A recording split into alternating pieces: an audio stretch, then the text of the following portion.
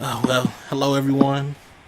This is episode 3 of the Wise and Wisest, and this here is Vontae Buckets 44, and this is right here is my guy Blue. Yes, sir. Yes, sir. The one and only Serial's chosen one, aka Mr. Parsnips Langford. And here goes my cousin Dale. What's up, Score. everybody? Former X2 porn star. So if you say there's any tips you need, just let me know. Okay. Okay. Anyway, like I'm saying, this is the Wise and Wisest, episode 3. Where we just ask each other questions, like a little round table. Just us three friends just communicating, and share it to the world, and things like that. And I guess here we go, episode 3. So, who want to go first? First of all, before we go any further, I got a feeling that this gonna turn into an all-out war with these AKAs that we got starting out the show. So, cause damn, Dale, you Because I've done all my AKAs, because you already know I got like yeah, cause 25 of them. Some of them I don't remember. yeah, cause Scorp, you up the ante with that last statement you just made, sir. So I gotta give you kudos on that one, sir. A long way. But proceed. Who would like to go first today? I guess, let me swing it to Vontae instead. Yeah, Queen. Swing it to me? Wow. Okay. Well, okay. Since I have 2. You had like 4 of them, cuz I don't know if we're gonna get through all 4 of them. Maybe not, but the first one I want to say is, you know, why is it so hard for video game wise to have like black protagonist slash antagonist? Like, why is it so hard for us to actually not? Well, I'm gonna say us, but just companies or just the industry to have like a black main character or whatever you want to say. Man, you every time you have a question, dog. Oh my God, it's just such a great question. I think I'll start out on this one. To be honest with you, I honestly think it's the main thing with these, with a black protagonist not being in so many of these games is because of the people making the games. You know what I'm saying? I look at it like, okay, for the most part, and we all know this, for the most part, it's like Japanese developers making games, white guys making games for the most part. You don't know too many black people into the games like that unless they're doing a voiceover or they're an actor in the game. Outside of that, you don't know about any black programmers and stuff like that. So I think it's pretty much the people developing the games and the environment they came from. Because case in point, the closest black protagonists we've had so far recently is from Grand Theft Auto 5. What's his name? No. I know the other one. I can't remember. I forget his name, but that's the close. No, that's his friend. That which is stereotypical too, but that you know. No, that's. Oh my God, what is that man's name? Hopefully, somebody in comment section tells me. What is his name? I can't remember his name, but he's the closest one. And then with that being said, he's a main part of the story, but he's a part of a story with 2 other people. And then on top of that, he's the game maker out of all 3 of them. So it's like Grand Theft Auto 5, great game, don't get me wrong, but it's still so stereotypical. Where he stays is so stereotypical. He lives in his aunt's house or whatever that she inherited from his mom. So I mean, it's like it's so stereotypical. The only other black protagonist I can think of in recent memory was the black dude from Crackdown. You know what I'm saying? And he was a police officer, and I really don't count that one too often because 911 is a joke in your town. Don't forget that. But anyways, I just, like I said before, I just think it's a thing of like where the person who's making this game, where they came from. Like you're not gonna really ever see like a white developer. I don't even want to throw the race card, but it is what it is. You're not really gonna ever see a white developer from a suburb part of a town or city make a game with a black hero and that has no negative connotation whatsoever. It's not gonna ever happen. I highly doubt it.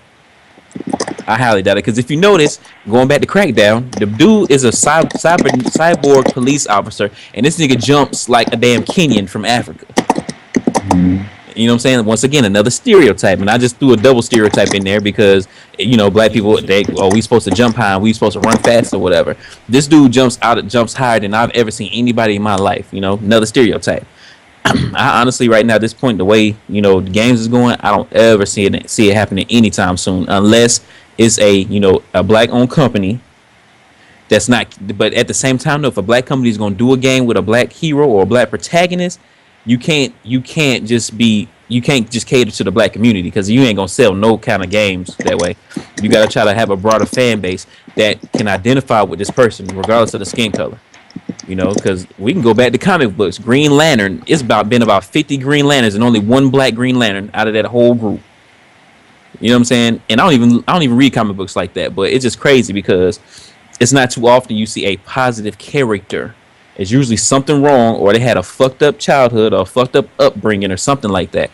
It's just crazy because not every black person has went through something like that, or every black person is not that gangbanger, or they haven't had a completely messed up life or whatever. I mean, it would be nice. It would be nice, but I don't really see it happening anytime soon. You know. I agree. I agree.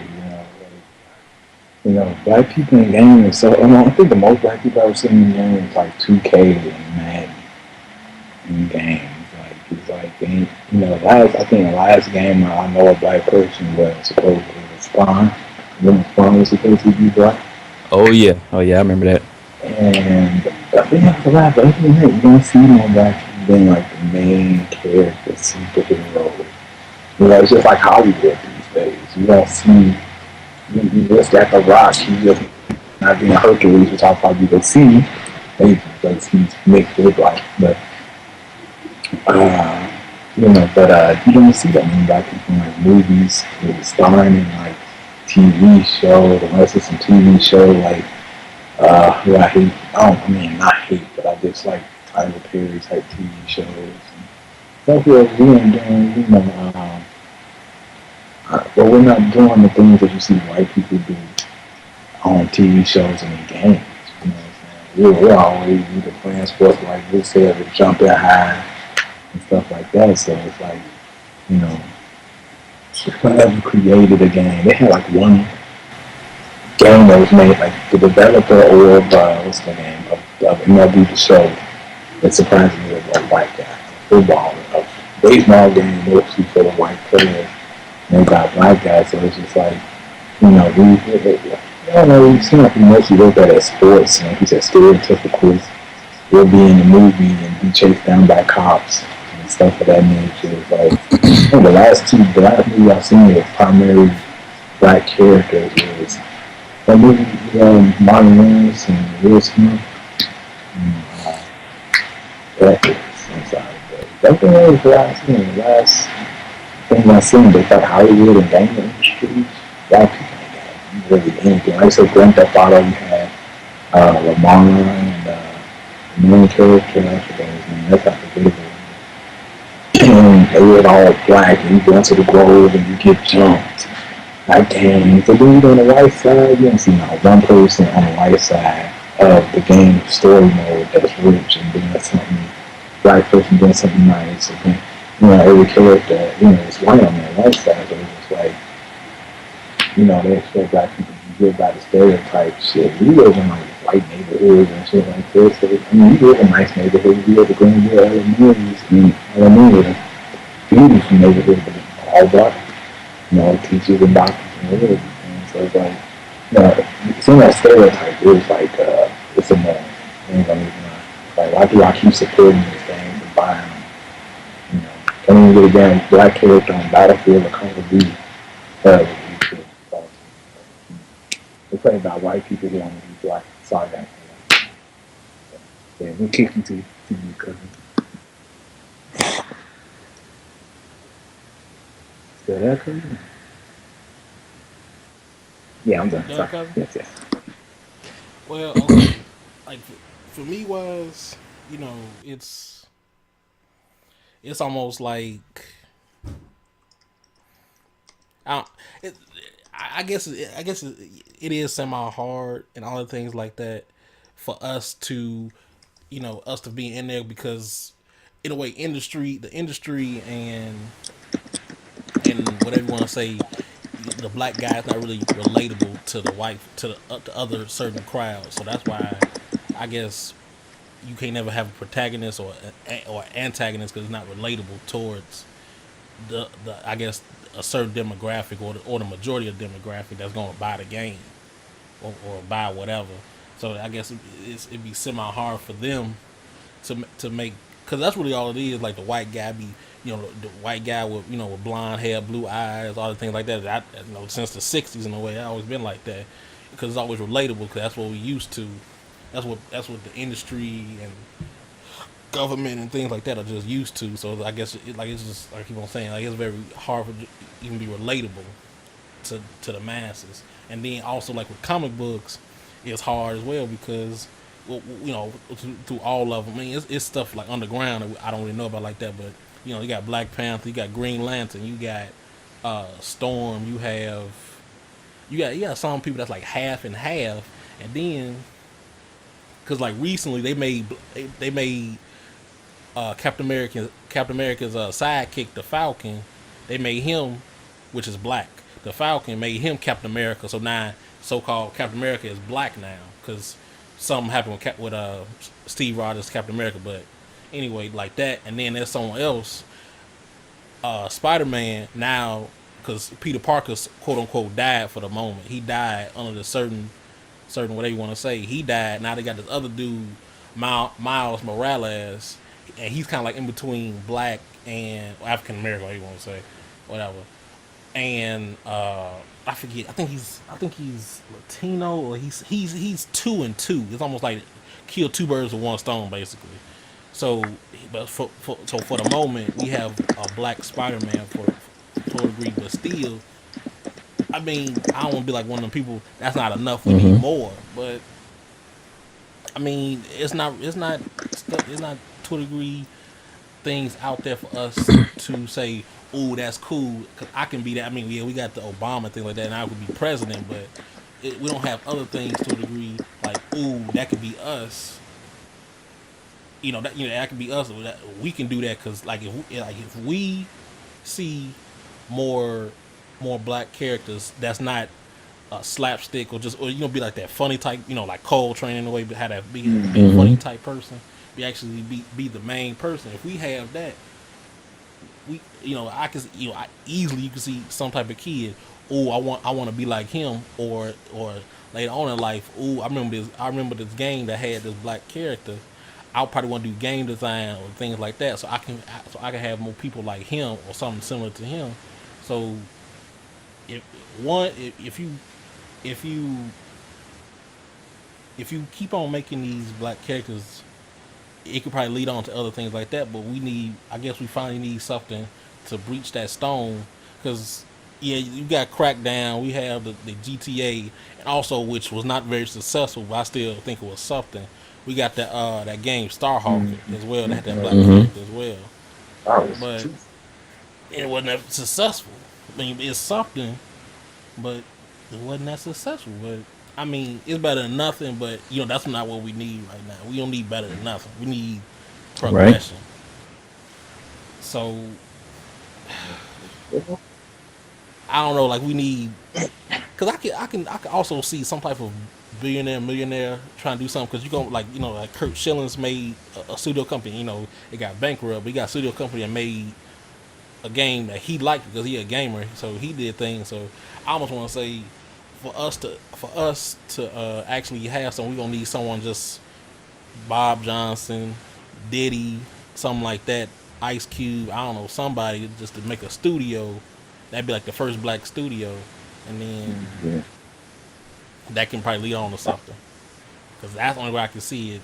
Some type of person that we know about is gonna do it. Because I can see, if anybody, like I say, I can see Diddy, because he does things that everybody doesn't do, and then I can see somehow, in a way, see his kids saying something about that, but they probably not even saying anything. I don't really know, but I can see, Diddy and his kids saying something, and he do something.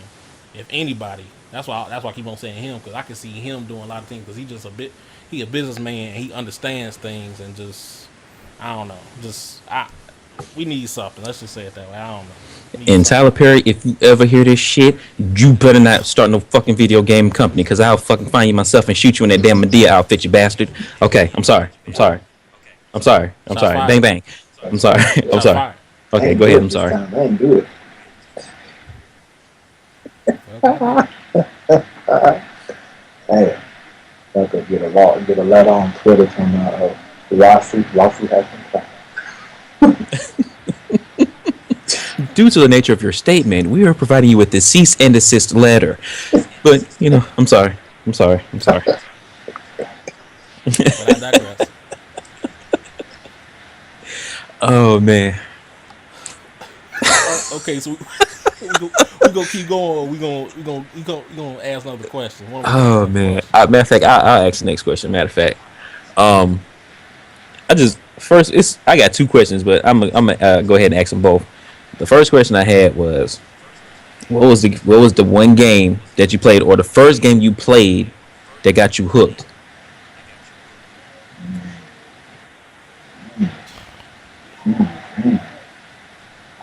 Shit, I have no man. fucking idea. I think the You want to go, cousin?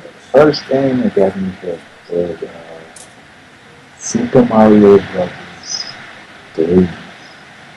I want to say Super Mario Brothers 3. I remember being up all night playing it, and then that fucking ghost that wouldn't let me across the fucking bridge. Still awesome to this day. Like, bitch, let me across the fucking bridge and turn your back and motherfucking runs up like a nigga. Like, how you gonna have a 17 feet tall ghost chilling in a little small ass castle? Like, it's like a grown ass adult, man.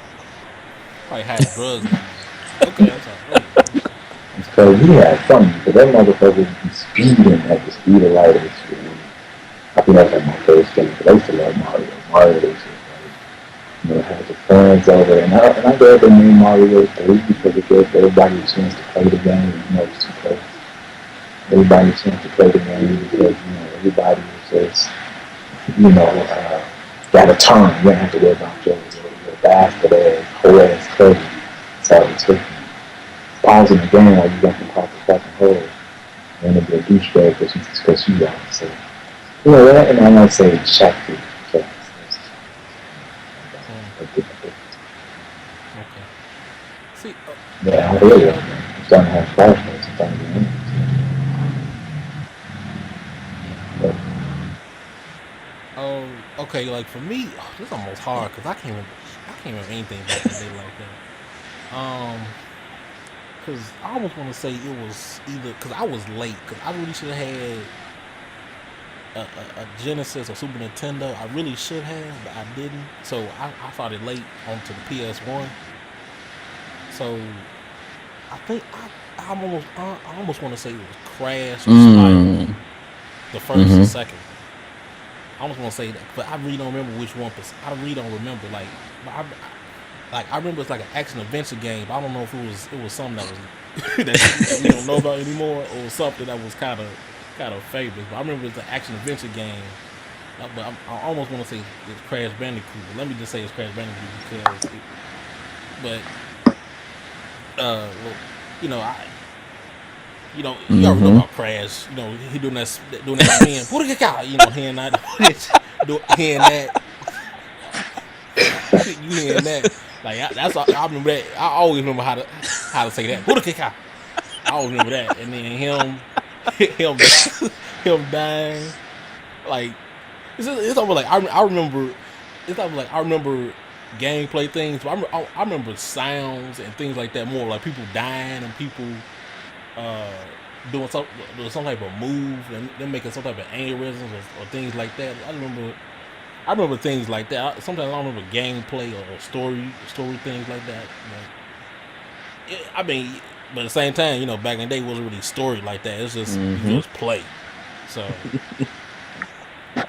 I think it was, and but no. You know what? I think it was Crash, cause or I think it was Abe. Now I think it was Abe Wow. Odyssey. He was Wow, hi dog. Oh my hi god, you how took you you doing? took me back on that one, dog. Oh my god.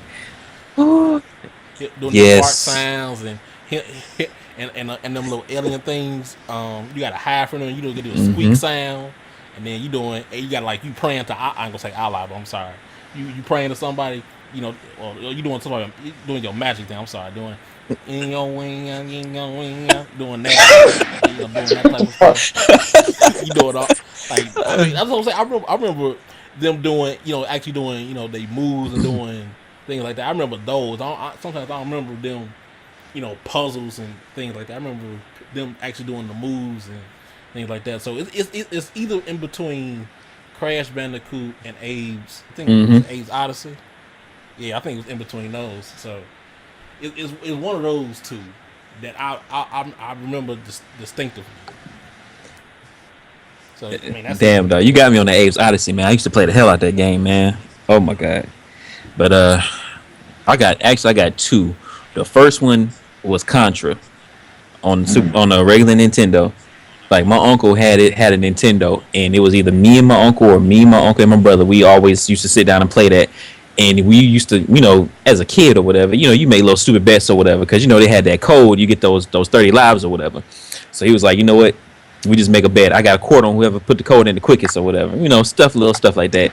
You know what I'm saying? But Contra, it just like, as a young child, two dudes running around, guns, shooting people. You know what I'm saying? I don't know what it was. Like, we didn't understand it as a young child, but it was just like, man, we would just sit there, play it hours on end, never stop. All day, all night, we play it. You know what I'm saying? Beat the game and all that. Feel good. The other one is, oh my God, it's on the top of my head. God, what is it? Oh my God, it's on the top of my head. I mean, how could I even forget the game? Streets of Rage 2, that's my other one. Streets of Rage 2, man, I still got that. I got that on the PlayStation 3 right now. That's about the only game I can sit here and play every day if I wanted to. Axel is my nigga. Skate is my nigga. You know what I'm saying? He run around on them skates. Any nigga that can jump in skates, that's a real OG. I ain't talking about you, Ti, because I wasn't a fan of ATL. Shots fired again. Anyways, Axel was my nigga. That rising uppercut, nobody could fuck with it. Say we used to play that till the Sega got hot. The cartridge and the Sega be hot. So you had to unplug that motherfucker and let it cool down. So it wasn't no stopping me on Streets Race 2 or Contra. Those were my two. So that was at the point where you know what I'm saying, I go outside for a little bit, play for a while or whatever. When I got in the house, I was playing the game or vice versa. That was really in my gaming heyday, my real gaming heyday. You said like you said. I remember playing those when I was younger. Like you said, you be in the house just playing. You be like fuck power. I ain't finna watch this shit. I'm finna play the video game right quick. Mm-hmm. Like you be and then you lose, you be kind of your mom tell you get out because you got to do the damn home. Come on, man. You got spot in the game. And dang well, ain't no saves. Dog, I was just about to say it. I didn't mean to cut you off. I was just about to say that. It wasn't no saves, nigga. So you need to play that game and try to finish that motherfucker before you got to do anything else. Because once you unplug that bitch or whatever, it was back to square one. That's what I was saying. And see, and one other thing is South Sea, I think that's the first time I played it again. So, yeah, but. And see, I was late, yes, but I had y'all struggle as well because I was too. I didn't know until to be till later on and things like that. But I didn't know you needed I didn't know you needed a memory card. So sometimes, so sometimes I turn off the game like, okay, where's my progression? And all of a sudden, like, oh, that's what memory card means. Oh, I'm young. I don't know 10 or something. Oh I don't god. remember. I'm young, like, mom, can we go to I don't know where it was, KB or something. KB Toys. Can we get a memory card or something? Can we get a memory card? Got them like, not my Crash, not my other games. Save like, oh yes, thank you, mom, thank you. But man, I was sometimes I get mad like, what's up? Wait, I got something over like. is video games supposed to be like this? It's supposed to start over. I don't like video games. I'm like in the goddamn first like I don't like video games. You gotta start over. Like this Mm-hmm. is hard. I don't like Yep. this. I'm sorry. I mean, I don't want to sound. I don't want to make us sound old. All three of us. I don't want us to sound old. But you young niggas now coming up, consider yourself lucky that the Right. systems now that got that internal storage. You know what I'm saying? Versus exactly versus HDD. the memory card, or even before that, you didn't have a save at all. So just consider yourselves lucky, dog. Because I'm gonna be keeping funky with you. Like growing up, when PlayStation first came out, or PlayStation was really in its heyday, the first one. Like my stepdad, he was the one that bought the games and bought all that stuff for us. So it wasn't my mom. So going to asking my mom for some of that stuff, it wasn't gonna happen. Like we need another controller. Nah, it wasn't gonna happen. And then my stepfather, this nigga used to be a correctional officer. So really talking to him kind of wasn't gonna happen. You had to give him some subtle hints on something that you needed. So it's like, man, I used to cherish that. Like, boy, we be on that game all night. Like, I'm not turning this shit off till we done. Because if I had to start from scratch again and I did all this work and I got pissed, oh, I'm breaking this damn PlayStation in two. So, you know. That, that, you know, shit, I've been through that so many times where you can play it and you can even save it, and you be on that Saturday or Friday when you get out of school was the best. So you Oh, play oh, hell yeah. weekend. And the thing about it, if you be so serious into the game, if your brother or sister fucked with you that one time, there was gonna be a fight that broke out. A lot of people got their teeth knocked out, arms broke. See, that's surprised ain't nobody get shot for he was playing video games. He was playing them like he was selling drugs and trying to compete with himself. So it was going at it. So that was the love. I think that was the authenticity of having a good game when you was younger.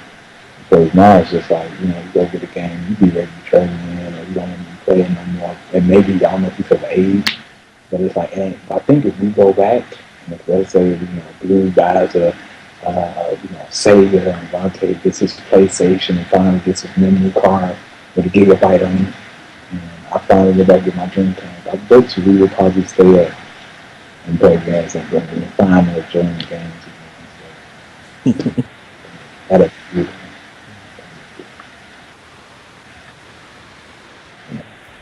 Okay. Look.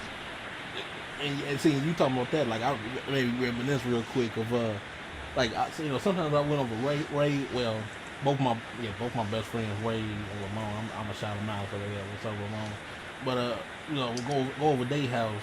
You used to play the video game, things like that. Now, at that time they had the N64 and things like that. I had PS1, PS2, and things like that. For the moment they had this N64, and I think something else. I can remember other systems they had. They had them too, and let's just say we playing Smash Brothers, we playing Fight Night Round 2, or we playing Tekken, we playing fighting games, we playing kind of like shooting games, things like that over their house, because I used to play their house a lot. We playing that. Some games I didn't know how to play, but I was smart enough, things like that. You give me 1, 2, 3 games, matches. What do you want to say, matches?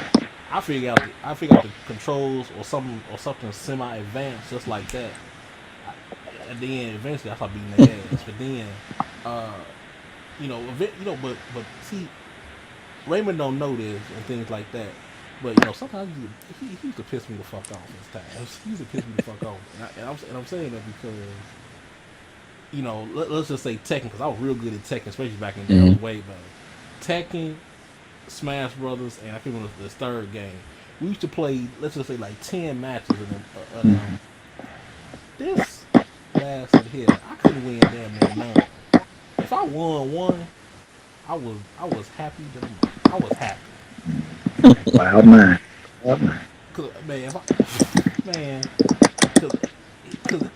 cause I don't really show emotion. Like you can see my face in a way, but I'm like I seem like I got like a poker face. You don't know when I get mad or upset, but internally I'm like, what the, just Raymond, I hate you. When you play video games with your bros, you hate them if they beat you, especially constantly. Oh I yeah. hate you, man.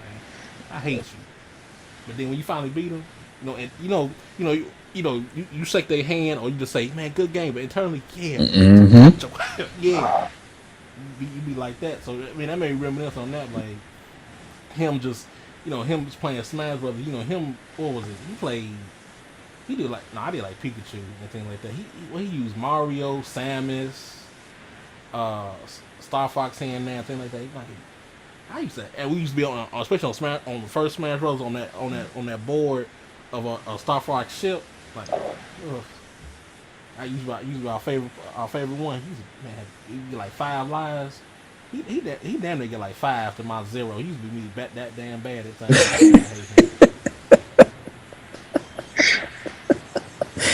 Oh man. Wow, Betty, stop. See, why Betty just showed me? She put on her phone Abe Odyssey. Oh, see? I hate her. Cause she know about Abe Odyssey. Cause I know she heard me. She knows about that too. She used to love Abe Odyssey. Too. But It's the same way I love her. But I digress. No, Betty, stop. We're doing a podcast. Stop. See, this all unorthodox, unedited. See, Betty. Goodbye. Oh God, don't leave ahead, Betty. dog, Please don't leave Betty. Come back home. You know what? I want to do a podcast right now. That's that realness. Unedited. Uncensored. I'm telling you. Betty will always be my forever love. I do have one. Forever love. Yeah, shots fired. Shots fired. Yeah, really, shots fired. Damn, on the podcast, shots fired. He ain't no time. Yeah, we do shots fired each other too. I would do like such a cousin, but anyway. Oh, fuck you up. Oh man. I do have a question for Blue about the NES stage. I know Cousin might have seen it, but do you remember Rolling Thunder though? Say that one more time. I said, do you remember Rolling Thunder though? You said Rolling Thunderdome or Rolling Thunder? Rolling Thunder. Man, I'm just Rolling Thunder. It sounds so familiar. And I'm sorry, I'm gonna show you a picture of it. But we keep it live in the podcast and all that. So if you know anything, and I'll be surprised if Cousin plays, but if you ever know anything about NES gaming, you go old school gaming, and like the first shooter I ever played, third person, was Rolling Thunder. And I used to play like my uncle, who was a pimp. You had to say the girl, so everybody on you say the girl. But that's Rolling Thunder. That was like my first ever game I played that I was addicted to. So. Damn it, Dale, you got to shoot him in his ass, boy. You can't just shoot him in the head. It don't work that way. Some. Listen to your Uncle Silky, baby. But I digress. Oh, okay, Rolling Thunder. Yeah, I remember it now. Man, game was a shit. This game was a shit. It's like that. Like that game, Rolling Thunder was dope. Contra was my shit. Even Double Dribble. Oh my god! Even though you like little dots running across the screen, and you shoot that 3 and make that sound, that woo, and you miss that shit, and they had that same 1 or 2 dunk animation. Oh my god, it was horrible, but it was just so lovely. What else? Mike Tyson Punch Out. I used to play that all the time, but I never played it past the third person because after the third person, I always got my ass whooped, and I was like, man, I can't do this no more. So I would play to the third person, then turn that shit off.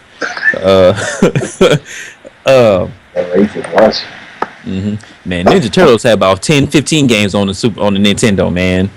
Yeah, and the Turtles used to be a treat. The time machine. Oh yeah. And 2 players, me and my cousin. That's the thing I miss. Me and my cousin older now. We barely even talk. We used to be like brothers. Everybody got that one cousin, or one friend, a person that they know. They just like brothers. We all just play games together. Y'all would be on the phone talking about chicks, but most of y'all wouldn't even be talking about y'all. Be talking about new game y'all gonna get. Which y'all gonna run from Blockbuster and Blockbuster to Wills for shit. Blockbuster even had porn at the time. Man, that's some shit.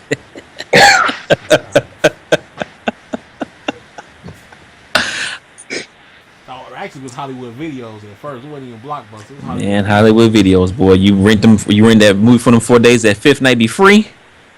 Yeah. And Mm-hmm. Like, they had all the movies and all the snacks. Oh my god. Hollywood Video was the, oh man, I miss Hollywood Video so much, dog. so you go there and look at the game. You can't, like, mom won't even give you the game for 50, but I can go rent it for 5 days for $5. Mm-hmm. Like, they tell you, okay, you got the game. They come over the game and you know, I take the game. I miss that, like, going to Hollywood Video cousin just, so it's like, it made me go reminisce. So I'm going to call my cousins tonight. Like, what are you talking about? Bring people together. Call my mom. And matter of fact, I got another question for y'all. It's dealing with GameStop, which used to be Funko Land, then KB Toys, all that other crap. My question for y'all regarding GameStop is, how do y'all feel about trading in your games, or just trading in games, period? Like, far as like when you go trade in the game, do you ever feel you get a fair shake on what they give you far as the trade-in value? Cousin answers better than me because that's all he do. He No, trade fuck. games. That's all you do. Trade 2 weeks of NBA 2K14 on PS3. I'm ready to trade that in, cousin. I'm ready to trade that in. Let me get that store credit out to GameStop. Like, can you play the game first? Like on 2K, you barely passed 81. You don't even get you can't even do anything awesome yet. I'm ready to trade that in, cousin. Okay. Damn. Let it sink in first. Let it play it for a month. No, cousin. Man, I can't play this no more. It's just cheese and all that, cousin. It's just cheese. I can't deal with these gay ass people online. I can't do this. Go ahead, cousin, man. Do what you want, man. That's your money. GameStop not doing. Nah, man. We gonna talk about it. Go ahead, cousin. No. Go ahead. I did do this generation. I ain't gonna lie. I was the trade king. Motherfuckers like, it's like being a drug dealer. Yo, how much you think I can get for this stuff? Damn, son, I ain't know that. They don't give you a fair share. I don't know. I wouldn't even trade my PS4 and then, they'd probably be like, you got that for $600 for this game, plus your games. And then they gonna be like, yeah, let me give you like 150 and think it's cool and then sell it for more. So now you give me $1 from the fight. It's better to sell it on eBay than to trade it. So yeah, they rip you off. I miss the days we used to go to Funko Land and we used to get a fair share. Funko Land was the shit. They like a lot of girls now got a Funko Land around here, so we used to go up there, scope out the chicks, but they used to know the chicks, but married chicks are the best shit sometimes. But niggas, like you said, you don't get a fair share. It's like going to a pawn shop. That's basically what they are. You go to a pawn shop, you like, yo, this worth $300, maybe I'm gonna give you like 97 for it. Come back and your thing getting sold for like double that price. So, like you said, I wouldn't trust that. Not no more. I go there to buy certain things sometimes, but I only trade in like trade in 2 games. So yeah, that's it.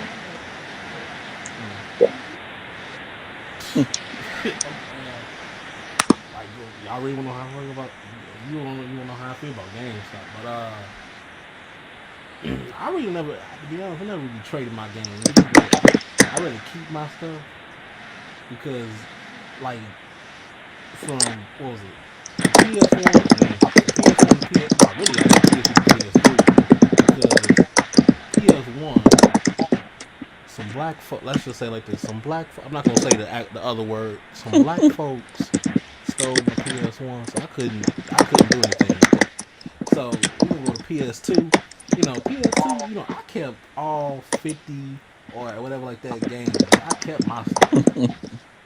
I kept my. Actually, could have been more, but yet again, like I told cousin, yet again, some black folks stole my stuff because it easily could have been 80 games or whatever like that. But when I got a PS2 again,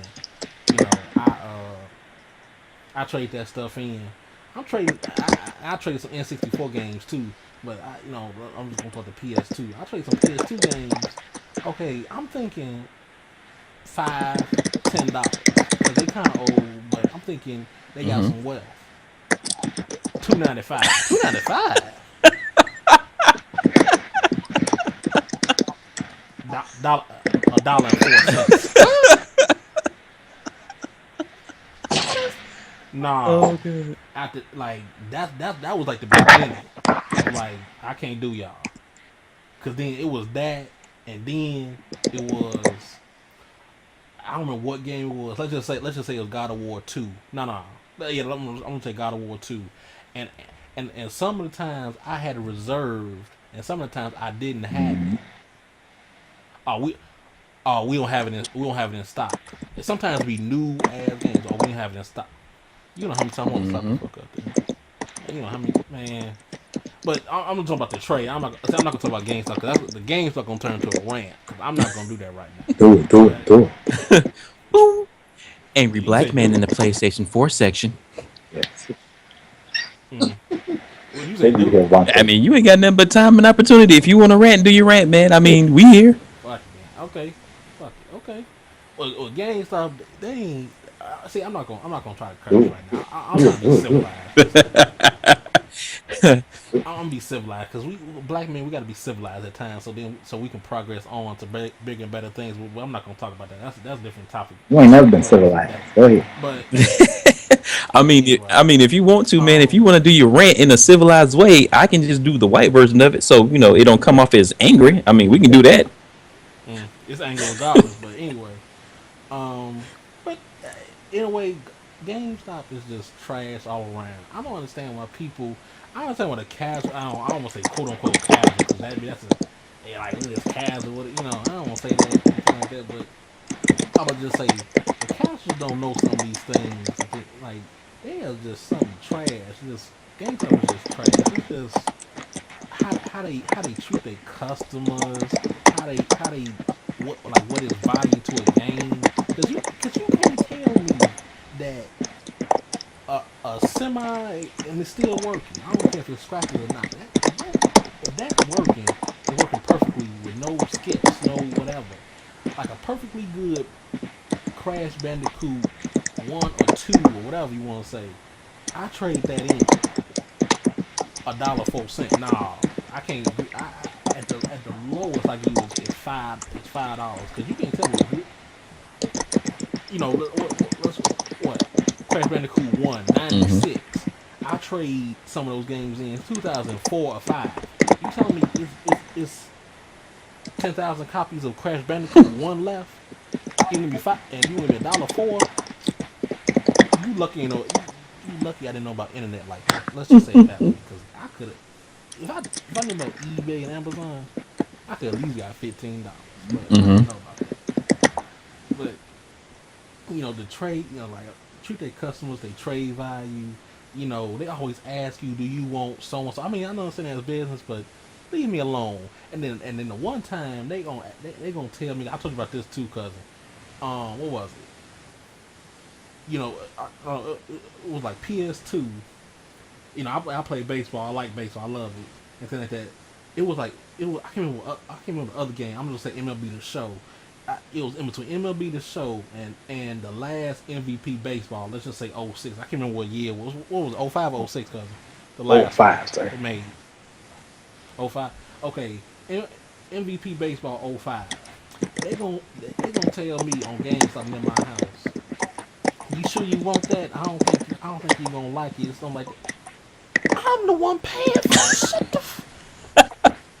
You gonna I don't know video. I mean, I understand I'm like 13, 14, whatever The, like that. You gonna tell me? Oh, you might not like. You, you should have saw the face I had. Cause I'm young. I had that nigga face. I'm this like, Negro doesn't know anything about baseball, so I'm just gonna recommend something for him. no. It was a black dude. I think it was a black dude. That's what I'm saying. Like, it's not my house. It Mm. was a black dude. He gonna. I basically said, give me the game. It's my money. Give me the game. Left out that play, left out that game, left out that store, played that game, and you already know, because MVP baseball is one of the best Man, baseball it's the games. best one, bro. It's You it. already know, cause I love that game, things like that, man. I was playing that thing like, and I kept on telling myself, this dude again don't know what he's talking about because I played that thing for months. He don't know what he's talking about. Shut up, fool. But I will say I never seen it either though. That's all I got. Message anyway. Good Um, question. but I mean that's another example. Like that, GameStop. Them people in there, some know what they talking about. Others don't know. Even the manager, they don't know what they talking about. They just push, push, push. Let me get y'all these games, and then and semi. If someone asks you a question, they barely know the answer to it. Like tell me some of the gameplay aspects or something like that. They give you something in general. They don't give you something detailed like let's just say like a Hard 8 would do or something. I'm just gonna say for example, Hard 8 or Modern War Negro or Angry Joe. They gonna let's just say it like those. They don't give you some detail. They actually, but you work for a video game company to a degree. But you not, but you give me something in general or something like that. Especially if I ask you something like a very good question, they give me something in general. And I can't deal with y'all. Please get out of my face. So, like, I don't know the last time I went there. No. I had to go there because Max Payne 3, when it was like 2012, I had to go there. So I had a choice. I bet you I'll leave that alone. But the last time I was willing to go there, let's just say it was like '09 or 10, basically before college, basically. '09 or 10, I went there. And I couldn't go there again because everywhere else I'd rather go to weak ass Toys R Us. There ain't barely Toys R Us around this motherfucker. It's in the suburbs. I'd rather go there, but go to Toys R Us, Best Buy, or go to this new thing in Chicago, Play and Trade. Just go there, son. Go there. Like I will go anywhere, but GameStop. And I keep on telling and if I could, I had the resources and money, I just buy stuff online because I can't do this. GameStop is just trash beyond repair. Like, why can't you just be like Blockbuster, just shut down, please? Just shut like why, out of all the businesses that don't shut down, games that don't shut down. Why can't and I'm sorry for people that like this too. Why can't GameStop and Domino's shut down? I'm sorry. I don't care what y'all say. Yeah, exactly. Because I got you on that one. Both. I don't like neither one of them. They both. Shots fired. Both. I hate seeing that damn. I hate seeing Domino's commercials too. I hate seeing GameStop commercials and Domino's commercials. Every time I see it, I gotta switch the channel. It might be some good. It might be real sex on. It might be, and it's HBO. But I'm sorry, I was went there. No, anyway, it might be like a good. It might be a good TV show on Arrow or something. Y'all know about Arrow, but I hope people that hear about this know about that Arrow. What I'm talking about. But anyway, looking at Arrow, I got to switch the channel. Like that's how bad it is. I can't even look at commercials dealing with whatever. That's how bad that is. But I think I'm done. I don't feel like it get me tired talking about them. It make my throat hurt. It make it itch and scratch. Like I'm the Simpsons or something. Yeah, damn, I had no idea. I was like, oh shit, he got a real rant on. I had no idea. Whew, man. So that's a brief / medium of how I feel about GameStop. So, anything else?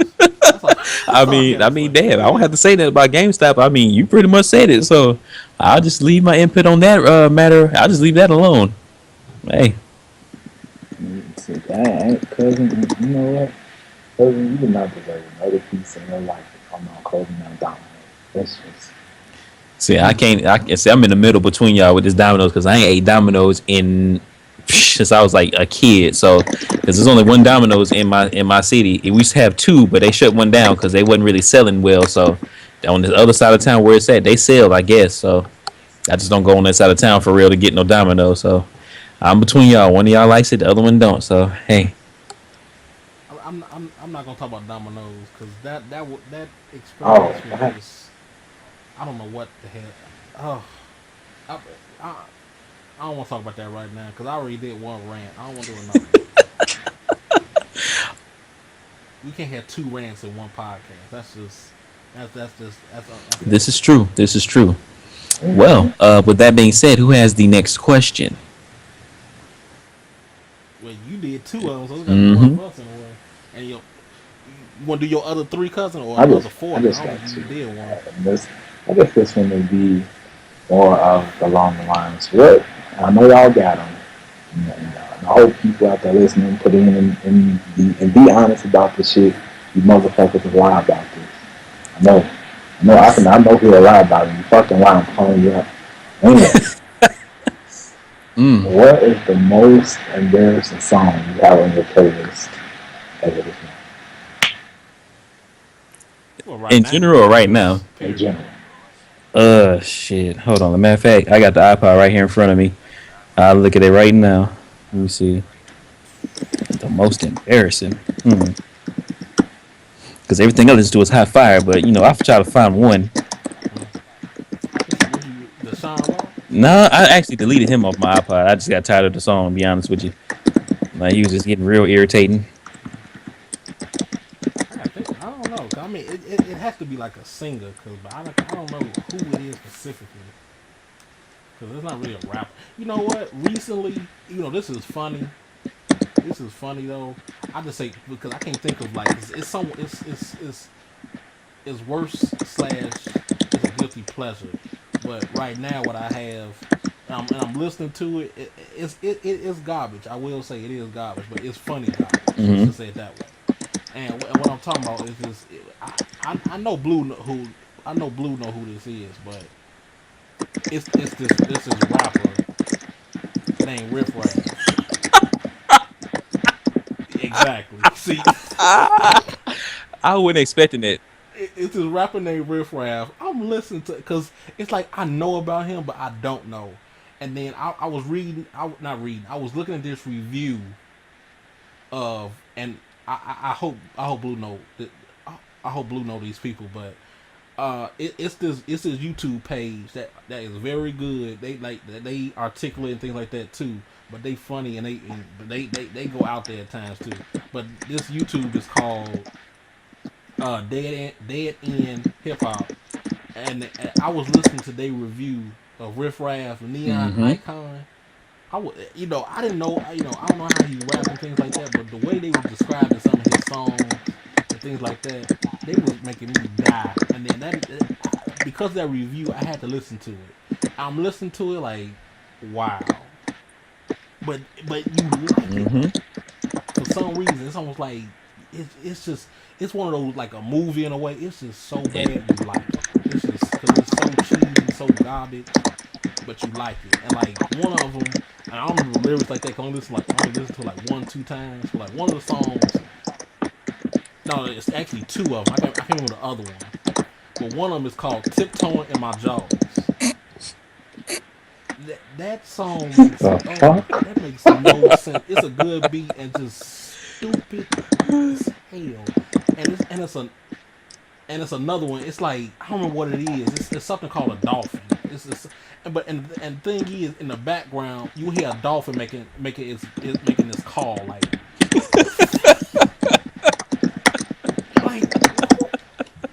like are you serious? Like you hear a dolphin in the background doing it, like oh my. But that's what I'm saying. It's just so garbage. But what he's saying is just so funny because it makes no sense. But I mean, it makes sense, but it doesn't. It don't make sense. It's just oh my god. oh my god, But it makes you want to listen to it. Let's just say it that way. It makes you want to listen to it dog. because I'm playing my Hmm. video game and I'm just listening to him rap like oh. I'm laughing almost through the whole thing like you can't be serious. And then one of the guys was saying he must have. I'm sorry to say this because my cousin has this, but he's saying this dude must have autism or something because he think he too high of himself or he think he sounds good but he really doesn't. But he must have some type of something. I don't know, but I don't know, man. It just Riff Raff. Oh my god. Dog, Go, you caught me off guard with that, dog. I wasn't go expecting ahead. riff raff, Go. dog. Oh my god. And it's like this. I swear, something is seriously wrong with that dude too. To be real, I'm like, but he's catchy. His songs are catchy. I gotta give you credit though. It's embarrassing as hell. I wouldn't tell nobody that on a regular day to day. But that nigga is catchy. I gotta admit, he is. He really is. That's the thing. You wouldn't tell anybody, but it's almost like if you bring this to someone, it's like either they gonna be like, "What the hell is this?" or bob their head and just Mm-hmm. laugh. It's gonna be one extreme or the other with him. That's the Oh thing. man. Because you gonna laugh or you gonna be like, "Please turn this garbage off." Because it's almost it's like with I'm not gonna say his name, but just like with Little B, it's almost Uh like. huh. No, But I can't do Lil B, but I can do Riff Raff, which I don't know how and why, but I can do Riff Raff.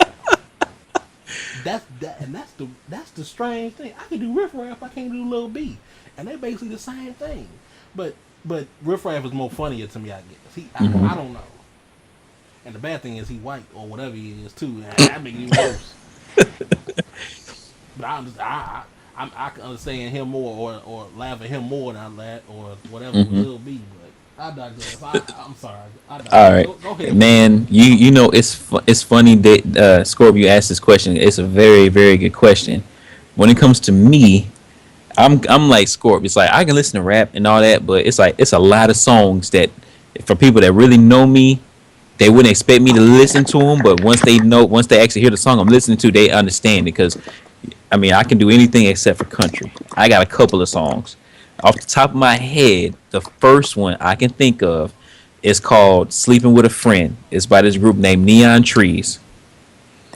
I actually heard this song last week, and I don't know what the hell it is about the song, but it's so catchy to me. I catch myself singing it and not even pay attention to it, and I'm sitting there singing the song. But it's by Neon Trees. It's called Sleeping with a Friend. That song is hard. It's not a rap song, but it's hard. Another song, off the top of my head, it's by Turquoise Jeep. It's called Go Grab My Belt. Mm. You know what I'm saying? Beautiful song. And it's like with Turquoise Jeep, it's like, are these niggas being for real or are they just joking? Because like the video and you listen to the song, it's like it's so much of a joke, but at the same time, it's like these niggas apparently are serious. You know, same group, Turquoise Jeep, How You Like Your Eggs, Fry to Fertilize. I still got that on my iPod right now. Another song they got called Licky Sticky. I got that on the iPod right now too. Um, it's another guy. His name is Young God, and you can blame Blind for this one because I've been listening to this dude ever since. Um, he's basically like a Little B. He dude sounds just like Little B, but he has this song called Big Ben. And he's talking about Ben Roethlisberger, you know, the quarterback for the Pittsburgh Steelers. You know, he used to have them rape charges and all that other stuff. And the song is like Big Ben on your bitch, 10 rings on my dick. It's just stupid. It's so stupid that it's so catchy.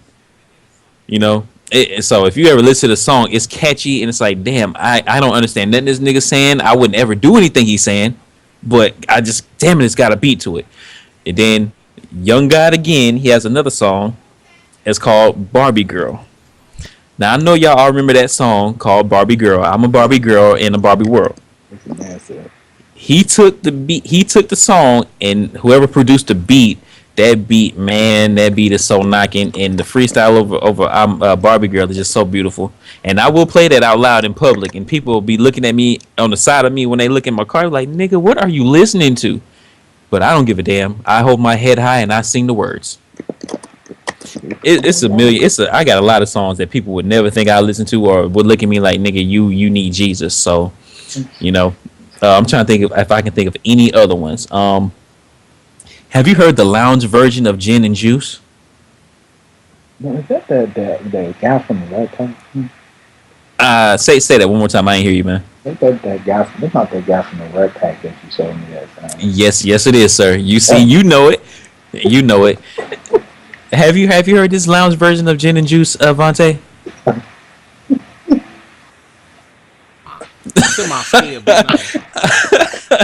Oh my god, I'm trying to. I can't forget. I can't remember the name of the group, but what he did is this guy. He sings these songs. He just takes famous songs, just makes them into a lounge version. Like you go into like a little bar or something, you can like people can sing them or whatever. And he took Snoop Dogg's Gin and Juice and remade it into a lounge version. And I'll send it to you, when the podcast's over with. But it's like how the song go. Snoop Dogg rap. It's like 1, 2, 3 into the all that other stuff. His goes like this. Snoop Dogg say with so much drama in the LBC, it's kind of hard being Snoop D-O double G. That's how Snoop's goes. Now this is how his goes. Okay. Yes, I'm doing this on stream. Yes, I'm doing it on stream. Here it goes. With so much drama in the LBC, it's kind of hard being Snoop D-O double G. But somehow, some way, I keep coming up with funky shit like every single day. It goes like that. You know what I'm saying? So just think of one of your favorite songs, a favorite rap song, and just think of a dude singing it in a lounge kind of way like that. That's basically what you got. So, and it's catchy. It's very catchy. I play that one a lot too. So, now if we were just doing a podcast on just based on music that nobody would think we listen to, man, this should be a damn 14-hour long conversation. Yeah. Because it's endless. Trying to think of one. I'll do one more, and then I'll pass it on to Scorp, because Scorp, I know you got a lot. The last one I can think of off the top of my head. Oh my god. Damn it. What is her name? It's a female. What is her name? Oh my god. It's a Celine Dion song. Ooh. Yeah. That's nice. The Titanic song the Titanic song. I don't know the name of it, but the song she sang for the Titanic soundtrack. Yeah, man. Woo, every time I hear it, man, I get chills, dog. It's just that's basically my poetic justice. No Kendrick Lamar though. Oh my god, just that elegant white skinny angel just singing just so harmoniously. Oh my god. I don't like how you say it, but I digress. Oh my god, it's the equivalent of getting a tax return check and you ain't got no bills to pay with it, so it's just basically just free money you can put in your bank account. That's kind of how the song makes me feel. It's like just so beautiful. It is, that like that's that type of song. Like if it's raining outside and you hear that song, you looking out the window, it's all gloomy and stuff. You just put your hand out to the window and you're reaching out for somebody,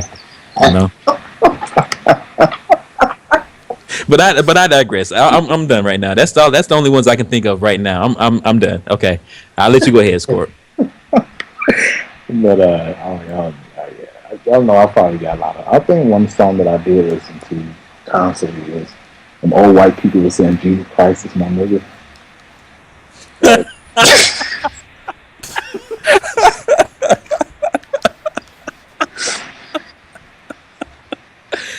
Oh god! I was just like, it said Jesus Christ is my nigga. I just was saying I wanted to sound as white as possible. I'm just sitting here just going at it. Jesus Christ is my nigga. And they were just like, I'm sitting there thinking, what the fuck am I thinking about? I just kept going. I'm like, hey, nobody's seeing me until my sister seen me in the window. Running to it. So. I turned around. I'm like, you ain't see it. Exercise, pre-exercise. Another song that I got. I do have, when I was younger, I don't know, my cousins called me the white guy thing. Like, I had every Backstreet Boy album, and Sync and shit like that. And I would never listen to none of the black R&B, you know what I'm saying? The old school R&B, yeah, but I think another song I gotta go with, Britney Spears, Each Side of Heaven. You know what I mean? Y'all already know I listen to Taylor Swift. Yeah, and you know what, Scorp, in your defense though, when Britney Spears first came out, it was hard not to listen to the song. It was everywhere. You know what I'm saying? It's like as much as you try not to listen to it, it was everywhere. So it really wasn't a choice.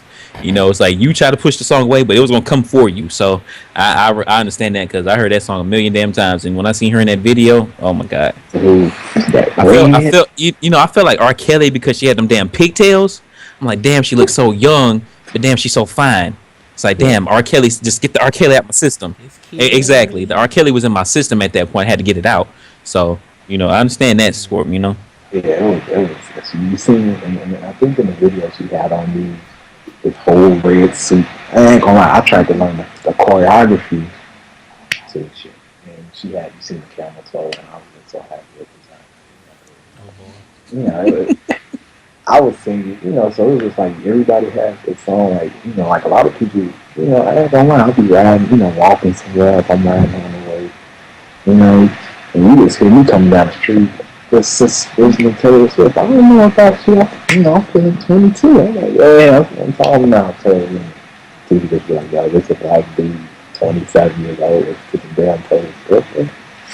So it's like, I think that's like one song, and everybody probably knows you probably know me. I listen to all type of female artists. So I think that, like I said, that, and I think when I had Who Let the Dogs Out on my shit, that one song was just everywhere. So I just like, fuck it, I'm gonna just download it. Everybody else listens to it, and to this day, if you go to a white party, they're gonna play that song. Don't let black people play it no more. Black people, we get one song, we play it out for about a week. White people get it, that song lasts for decades. Mm-hmm. You're on a boat and they just play Who Let the Dog. They still doing the electric slide where we like 15 slides ahead. So that's one of my favorite songs. Embarrassing, man. Hey, as long as you love it and you could jam to it on a daily basis, you can dance. And you know, if you like, and if you're a person that you don't afraid to really dance in public, you hear that song come on in the public still, it's something like that. Camera see me, I just be real far hit my hip hop material. So it's the best stuff. So I mean, yeah, that's my fault that I got this embarrassing, but kind of like a secret embarrassment. Well, it's obvious with this question that was asked in this conversation that me and Scorp are Vontae's, barrier or bridge toward the other side. Because Vontae, I haven't really heard too much from Vontae on this conversation. Vontae just sitting back listening to us like I don't know these black people anymore. No. That's the thing. It's like, yes, I listen to all these other things like that, but it's almost like when I was younger, I really was listening to, those what the hell type of songs in a way. Like now, it's still like that, but it's just now it's kind of like just underground black stuff. But because that's nothing. I mean, I still have some guilty pleasures here and there, but it's like I gotta remember those that's like back in the day, and like those are semi hard to try to remember some of those white songs. I'm trying to remember. I'm not gonna say white. I'm trying to say white songs. I'm sorry, but Yeah, you political, pop songs or whatever. And it's funny because like young when I was young or whatever, half of my when I used to speak to women, half of my speaking would be my own vernacular like now, and then the other half would be just be saying a line from a song. Now if depending on how I felt about the woman, it could be either you and me baby ain't nothing but mammals, so let's do it like they do on the Discovery Channel. It could be something like that. Exactly, or it could be something like what I was saying to Betty earlier. Don't listen to what people say if they don't know about you and me. Yeah, John B. You know what I'm saying? Exactly. You know what I'm saying? It wasn't hard at all. But now, exactly. But nowadays, it's basically like I got hoes. I got hella hoes. And it's like it doesn't work as well. I'm not gonna lie to you, I like that song. Throw that ass in the circle. I'm like, woo-hoo. Oh, please don't. No, please don't talk about that because that's all Red talk about. Like all I hear from throw that ass in the circle. Like she said it like 30 times in 1 minute. I said I want to slap the shit out of her. Every time she says it, throw that ass in a circle. Hey, please shut up. Cousin, why? Why did you do that to me? I was like, yeah, baby, you can do that any day. Oh my God. See, I might disown you now, cousin. Just because somebody whines from that video of that girl with that who throwing her ass in the circle. I'm like, white is good. Yeah. That's the greatest song ever invented, cuz. You gotta throw her ass in the circle for you all good. Promote Red to keep saying that. Yeah, y'all with y'all saying that? I want to hear her say it. It probably sounds sexy as hell, but yet so ratchet. Yes. No comment. I will plead the fifth because she might kick my ass. Well, I don't care if she kick my ass, but she gonna kick my ass if I say Yeah, how she she does. saying or what she Or putting on. You know, honestly, I think she kick your ass regardless. So mm-hmm. you like when it come to red, you're not gonna win. So I'm not, and I might not say I'm about to expose myself, but maybe I don't want to oh win. oh Mm, I oh, oh don't know. my. I don't know. Mm. You hear that, red? Because I'm have a feeling she's gonna listen to this. You hear that, red? mm-hmm. Mm-hmm. Mm. So, Moving hear on, moving that. on, please. Thank you. Must be ass, but it ain't the face. I need to Oh kick her. god. Oh boy. Oh man, please drop down and get your eagle on. Thank Yes. you. Thank you. Mm, First. wow. Wow. And it's crazy. It's crazy because you can take a lyric from any song, regardless of how degrading it is toward a woman, and if you say it in the proper way, it is such a it'll work. Oh It damn. works. It don't matter what it is. It'll change lives. They get all hot It, and bothered. Like, ooh, exactly. Like oh, slop on my knob, like corn on the oh cob. my god. It just the way you spin it, you Mm, know, it works. You know. mm. I'm gonna try that Yeah, one day. yeah. Well, see, because you light skin, you might get slapped. Cause I ain't gonna lie, you might get slapped. So, me and Blue can try it. They will say, "Come here, son. Let me tell you something." And they might give us a little hug and a little something, peck on the cheek or the forehead. With you, that's all you hear, just a sound. They don't even say anything. They just give you a quick So, ass slap. Don't you? How dare you so you say think that I to me? can't properly say, ma'am, could you please throw that ass in the circle? Would you mind? You right. Would you do me a favor and throw that ass in a circle, in a circular motion, And Okay. then please? knowing Thank and you. knowing they ratchet ass, they be like, "Oh my god, he got an accent, girl. Where are you from?" You know. So You from France? You from exactly, France? It'd be hard to keep the Yo, accent out. France girl. style. He said he was from Egg McMuffin Lane, girl. Oh my god, girl. You know. So Mm. It'd be hard to keep the accent out. Like, damn, you done smashed it. You done turned black. Nigga, bro. Wow. You gonna try that one day, cuz. Just go to, ask your girlfriend one day and tell her shit took care.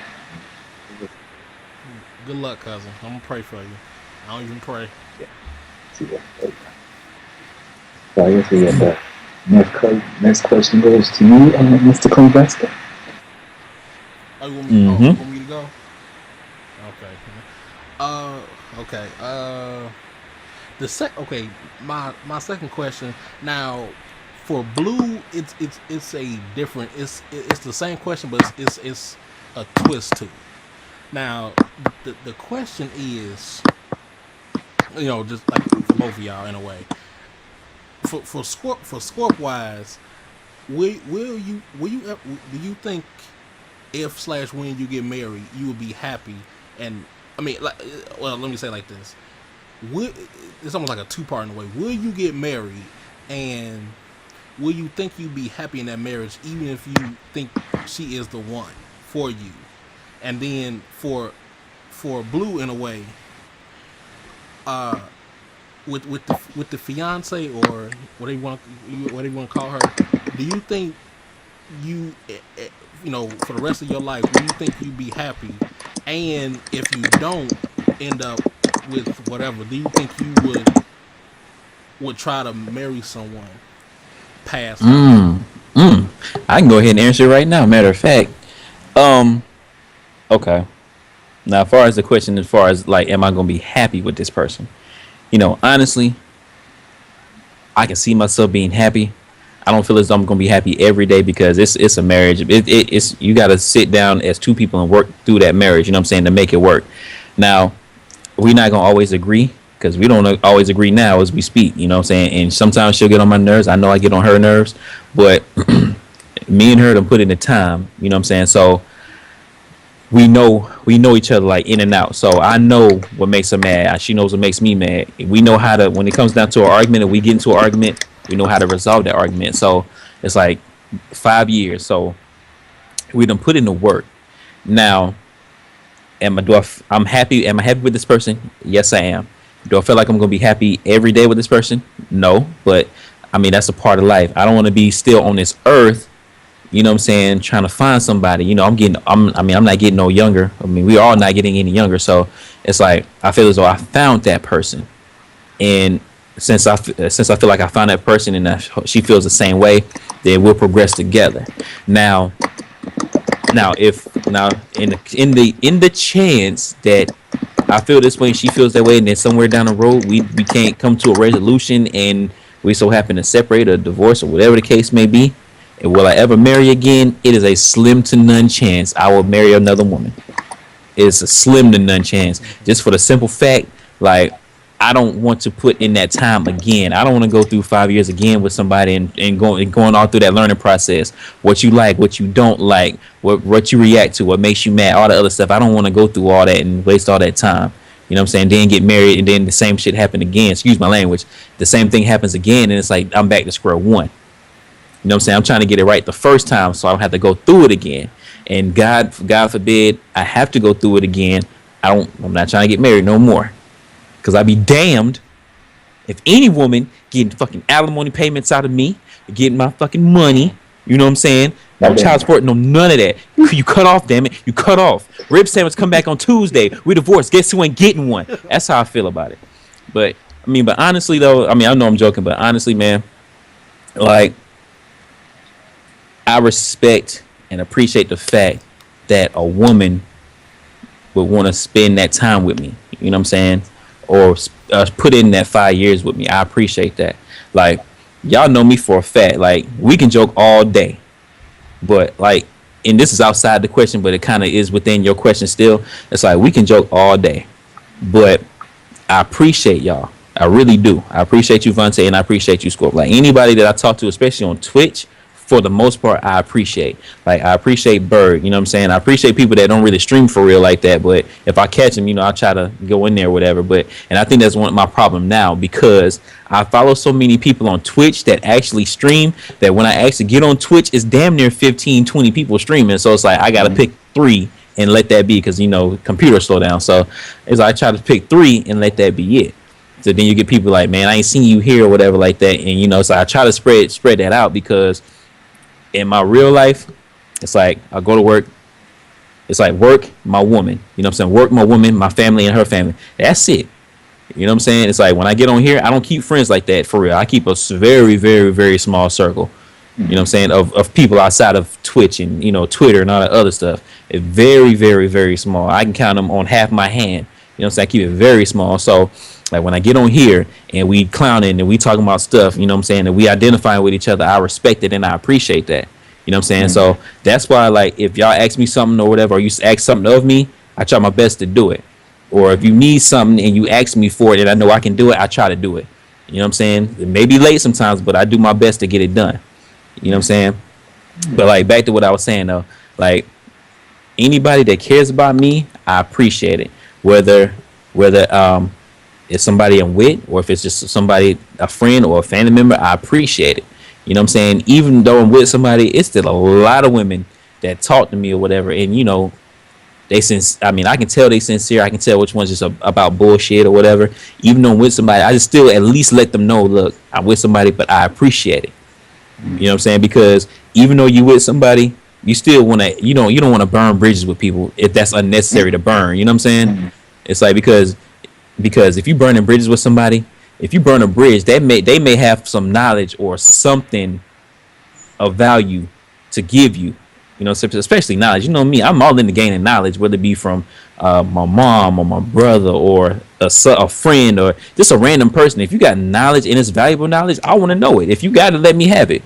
You know, I mean, that's how I feel about it. Like, just to sum it all up, I want this to work. I want to be with this person forever, but on the chance it does not work or it ends in certain way or whatever, I won't ever marry again. And it sounds crazy right now, but I've, like, look, I'm only trying to get married one time. I'm not trying to be this a man that got 2 or 3 or 4 or 5, 6 ex-wives. You know good and well you got 6 ex-wives. It's not you. I mean, it's not them, nigga, it's you. You know what I'm saying? It's like, come on now. It's like you got 6 ex-wives, whether it be man or female. What's going on in every one of those relationships that made it end, or what happened to where y'all not together no more 6 times? You know what I'm saying? That's why I don't like this media stuff. Like, you know how a couple will be together, then they'll break up, and then they'll be back together, then they break up, or they get married, they get divorced just to get back together, and then divorce again. You know from jump, well, you know, I would say at least within the first year of meeting somebody, or at least first 2 or 3 years, you know in that time what you want to do, whether you want to get married to this person, or if you want to move on, or try to find yourself, or whatever it is that you want to do. I at least give people, especially if you're younger, I at least give you the first 2 3 years. Now in women terms, they be like, damn, that's forever. But in a man's terms, that's plenty of time to see what you want to do, whether it be I'm gonna take the next step with it, or we need to sit down and figure out something to move us in that right direction, or just end it. You know, because I know nobody likes to be just pulled along. You know what I'm saying? And I know nobody likes to to be sitting here like trying to figure out what the other person's feeling or what's going on. You know, so let's just leave it at that. Yeah, everybody was spoke the truth. I appreciate you too. You know, I mean that's real. You know what I'm saying? I mean, I joke a lot on Twitch. I joke a lot on Twitter. You know what I'm saying? I mean, basically, well, on Twitter it's more me favorite than porn, but that's different. But you know, honestly, at the end of the day, man, I don't try to beef with nobody on Twitch. I feel it's pointless, except for a certain person. Not gonna say his name, but I say it too, but you just stop my. I mean, let me. Let me rephrase that. Well, it takes a lot for me to, I say, quote unquote, not like somebody or to engage in certain stuff like that. I appreciate a lot of people, even if we don't have a super serious deep bond or whatever. I appreciate a lot of people just off of simple stuff, because you don't have to acknowledge me. You know what I'm saying? You don't have to appreciate me. You don't have to acknowledge me. But if you do, or even if you say what's up, I respect that. You know what I'm saying? I respect it, and I'm fine. You know? So, hey, nobody in this world gotta care about me. So for the ones that do, I appreciate it. So I try to give them the better side of me. You know what I'm saying? To show them that, like, look, thank you. You know what I'm saying? I appreciate it. You know? Oh, that was the truth, though. You know, we just spoke ever so elegantly. Why? Thank you, sir. Thank you. So beautiful, so touching. I was in my girlfriend crying, I love you. But, you know, I totally understand. Like, you know, like to answer Dante's question, first off, you know, I know the person you're talking about. You know, through this, I didn't know that it could be a dumber person in the world. But happy go lucky that goes to you, bro. But anyway,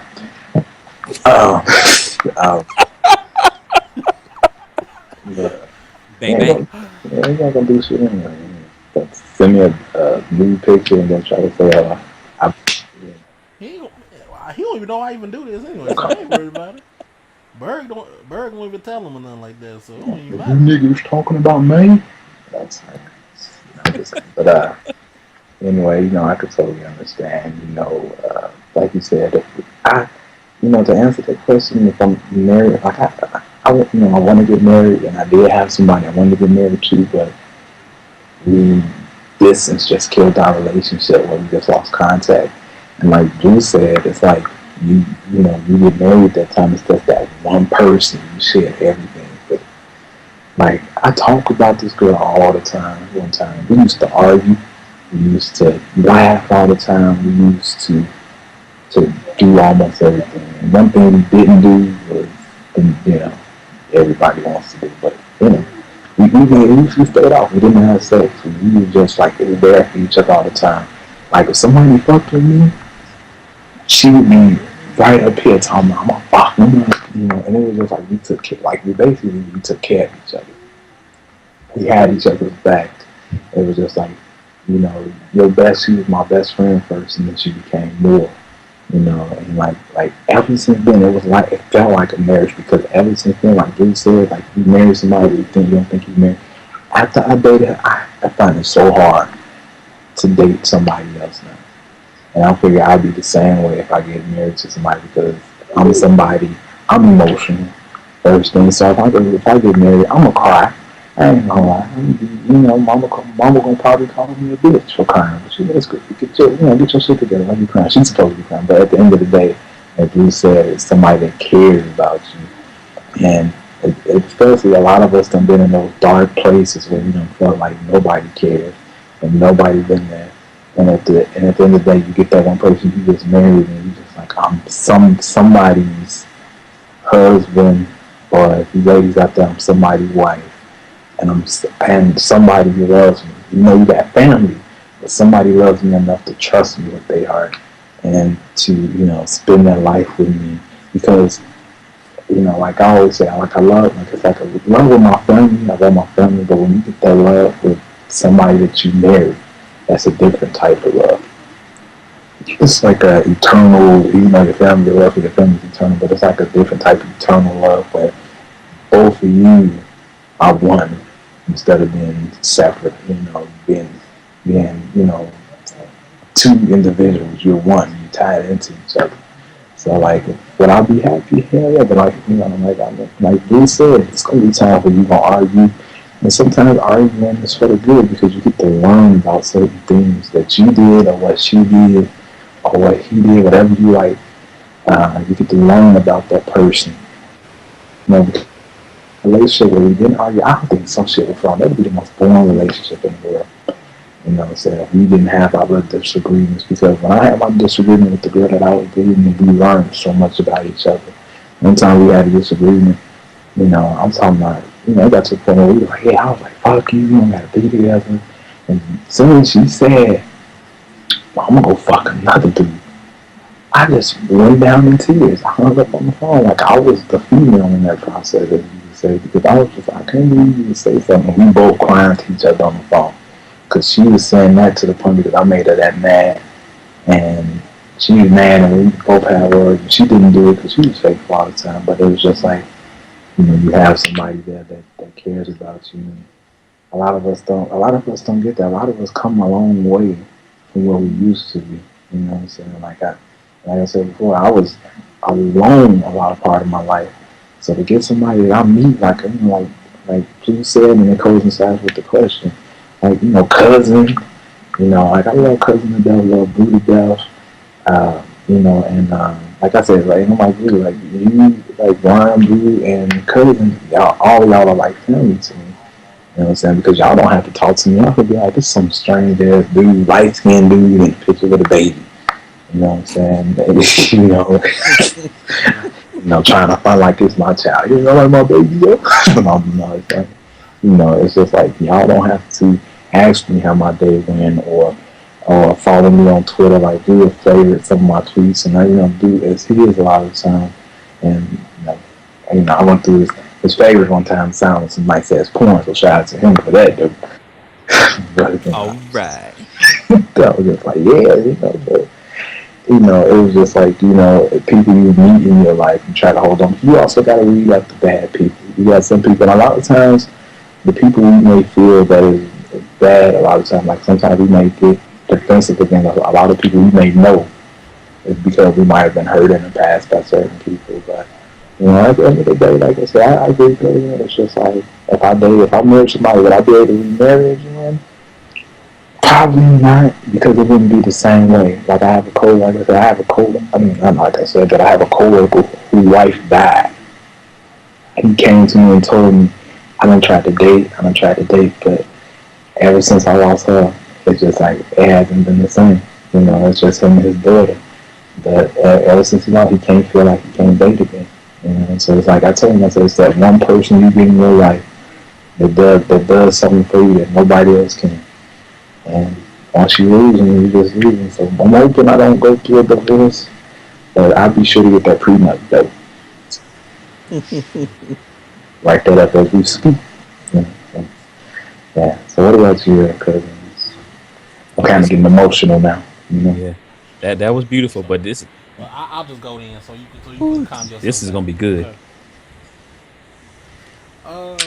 And be quiet, Blue. Um, see, See, I already knew right there. See, no, no, no. This the thing in the exception.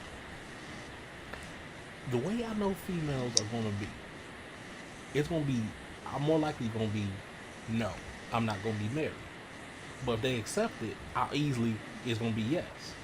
And the reason why, and the reason I say this, because the exception that she has to do, she has to, because this is one of my things she has to fucking do. It don't matter what. I don't care how she feels, whatever like that. What she has to do, and I think it's minor too, but for women, I can't. No, I don't like big weddings at all. I hate big weddings.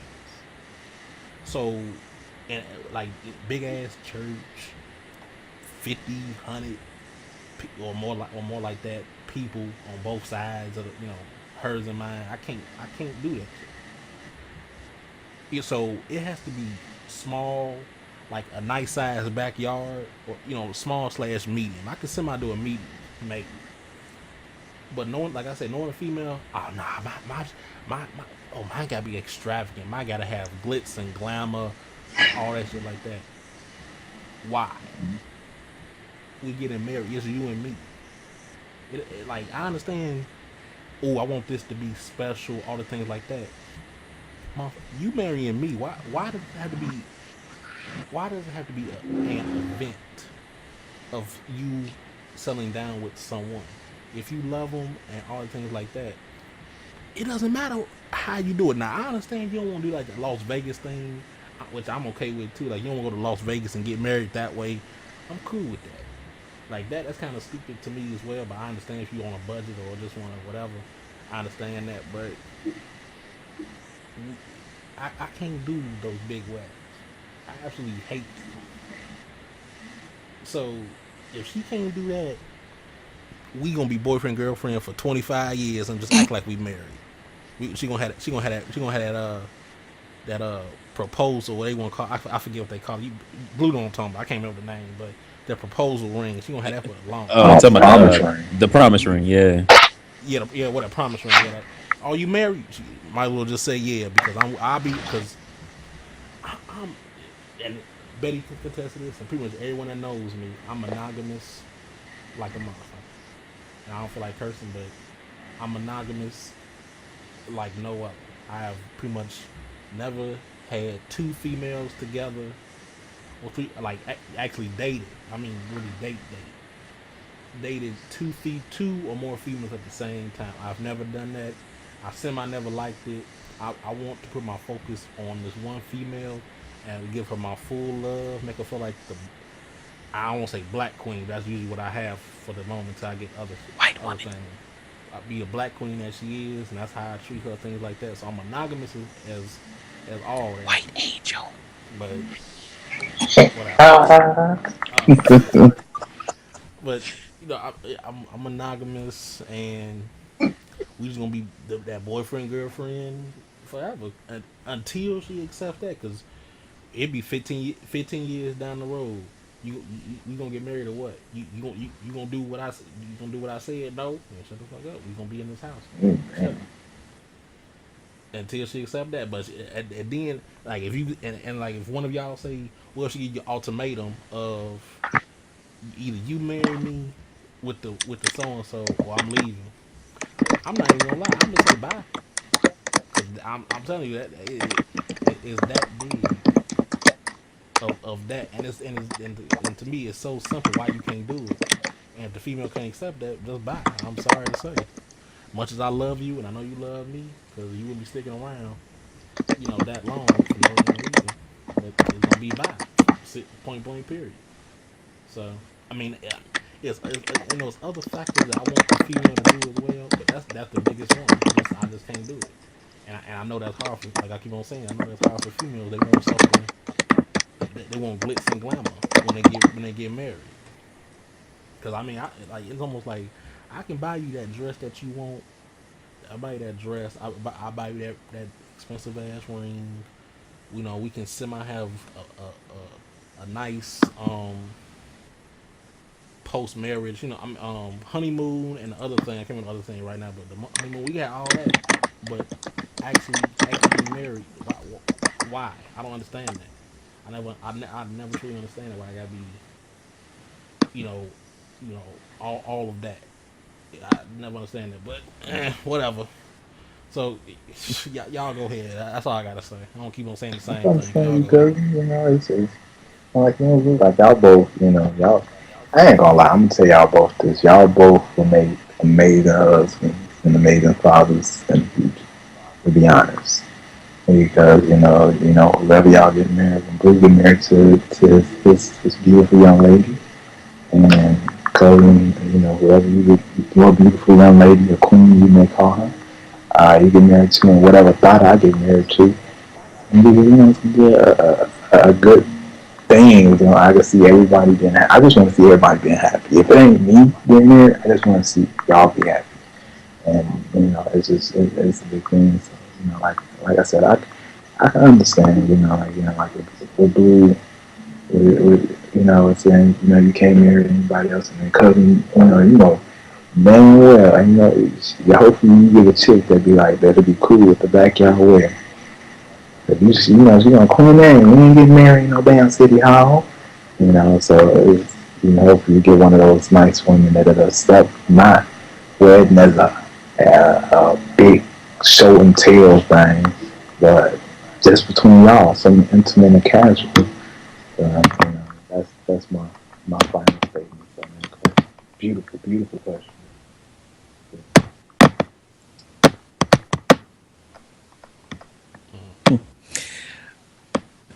I'm telling you. You know what? And I respect Vontae and Score. I respect where both y'all coming from.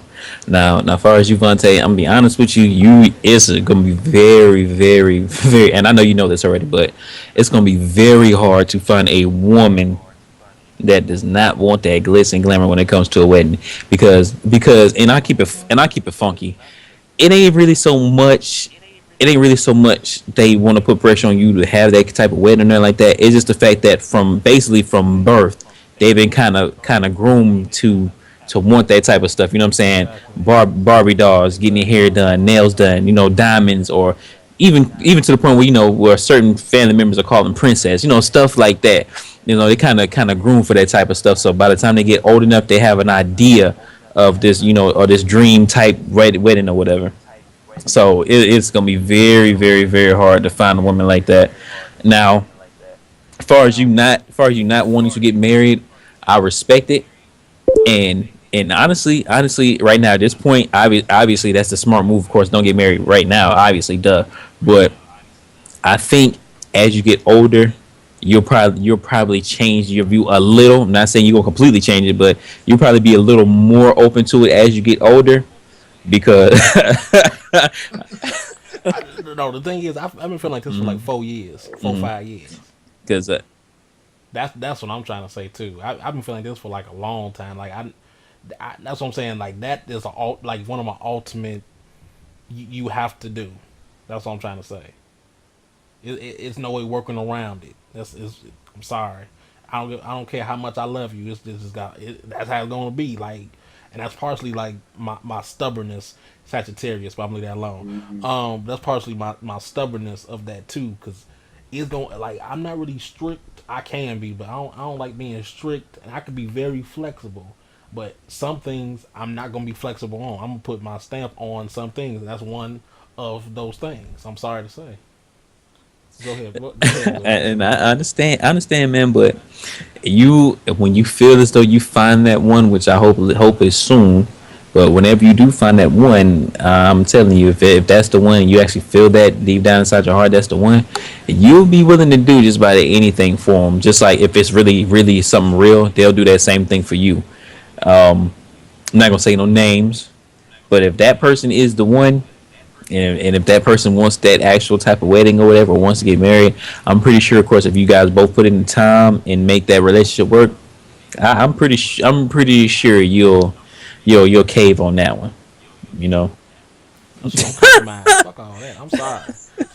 I ain't trying to curse, but fuck all that. We gonna compromise. That's the point, and that's the point of relationship. Right, supposed to compromise. So let's Mm. compromise then. But I digress though. I had to say that real quick. I'm sorry. I'm sorry. I had to. I guess I ain't gonna be singing at your wedding then.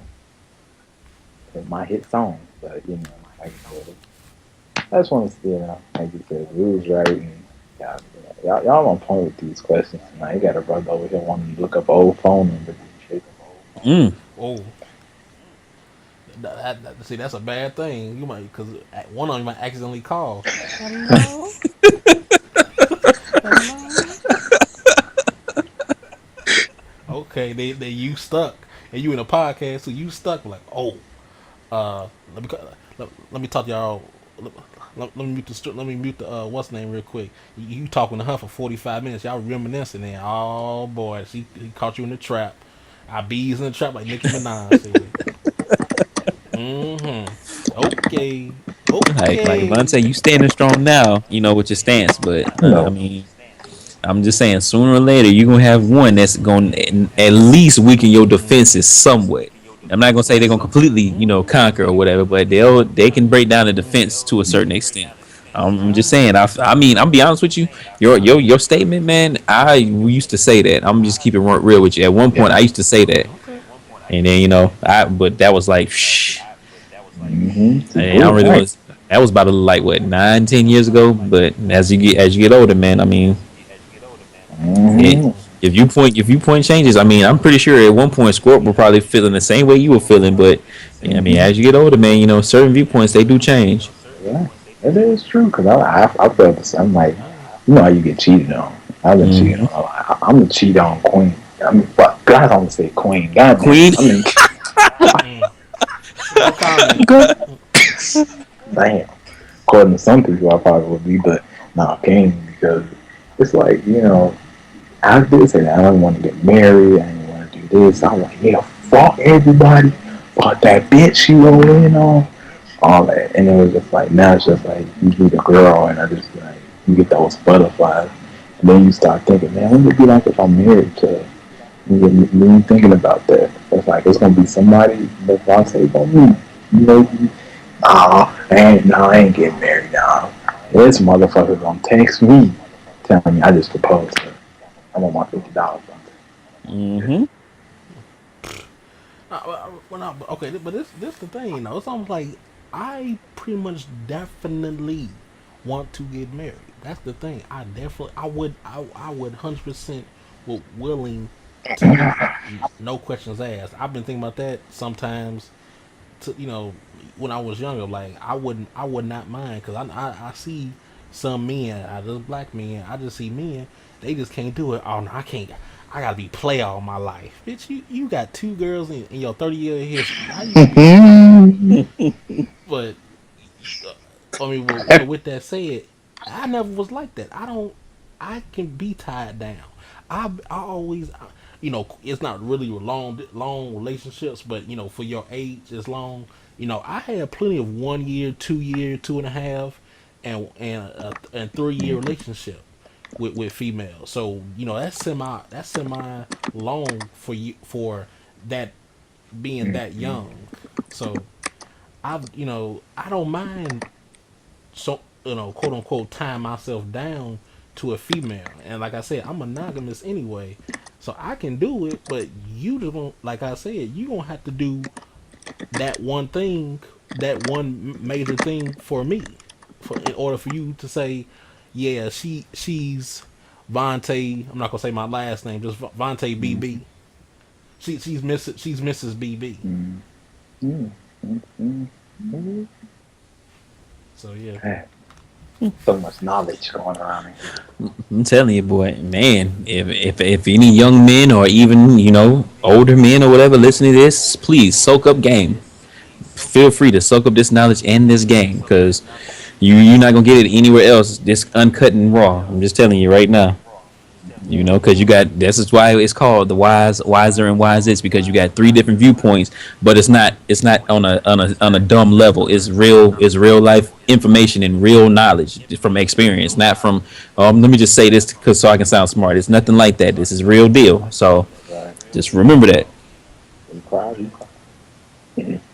It's true. That is true. But that is true. You know Man. what? And with this matter of fact, with this conversation right now, I'm gonna go here. Oh. Right now at this point, but this is for both of y'all. Right now at this point, is there anyone You don't have to say their name. You don't have to say their name. It's just you base it yes or no. Is it any one woman right now?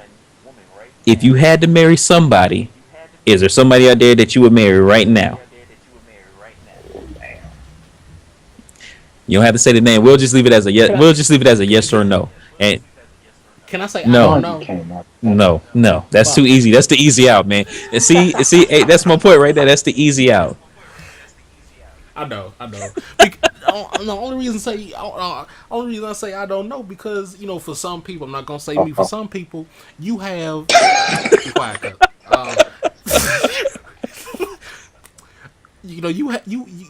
For some people, you're talking to the opposite sex or same sex, whatever. Hey, that's your preference. But you talking to someone else. You see what they about, and you see their potential, but they still they still messing up here and there or not doing what they supposed to do. Let's just say it that way. They not what they can do, but they not doing it. So that's what I'm saying. Can you say I don't know? Because you can say yes, but then they be fucking up.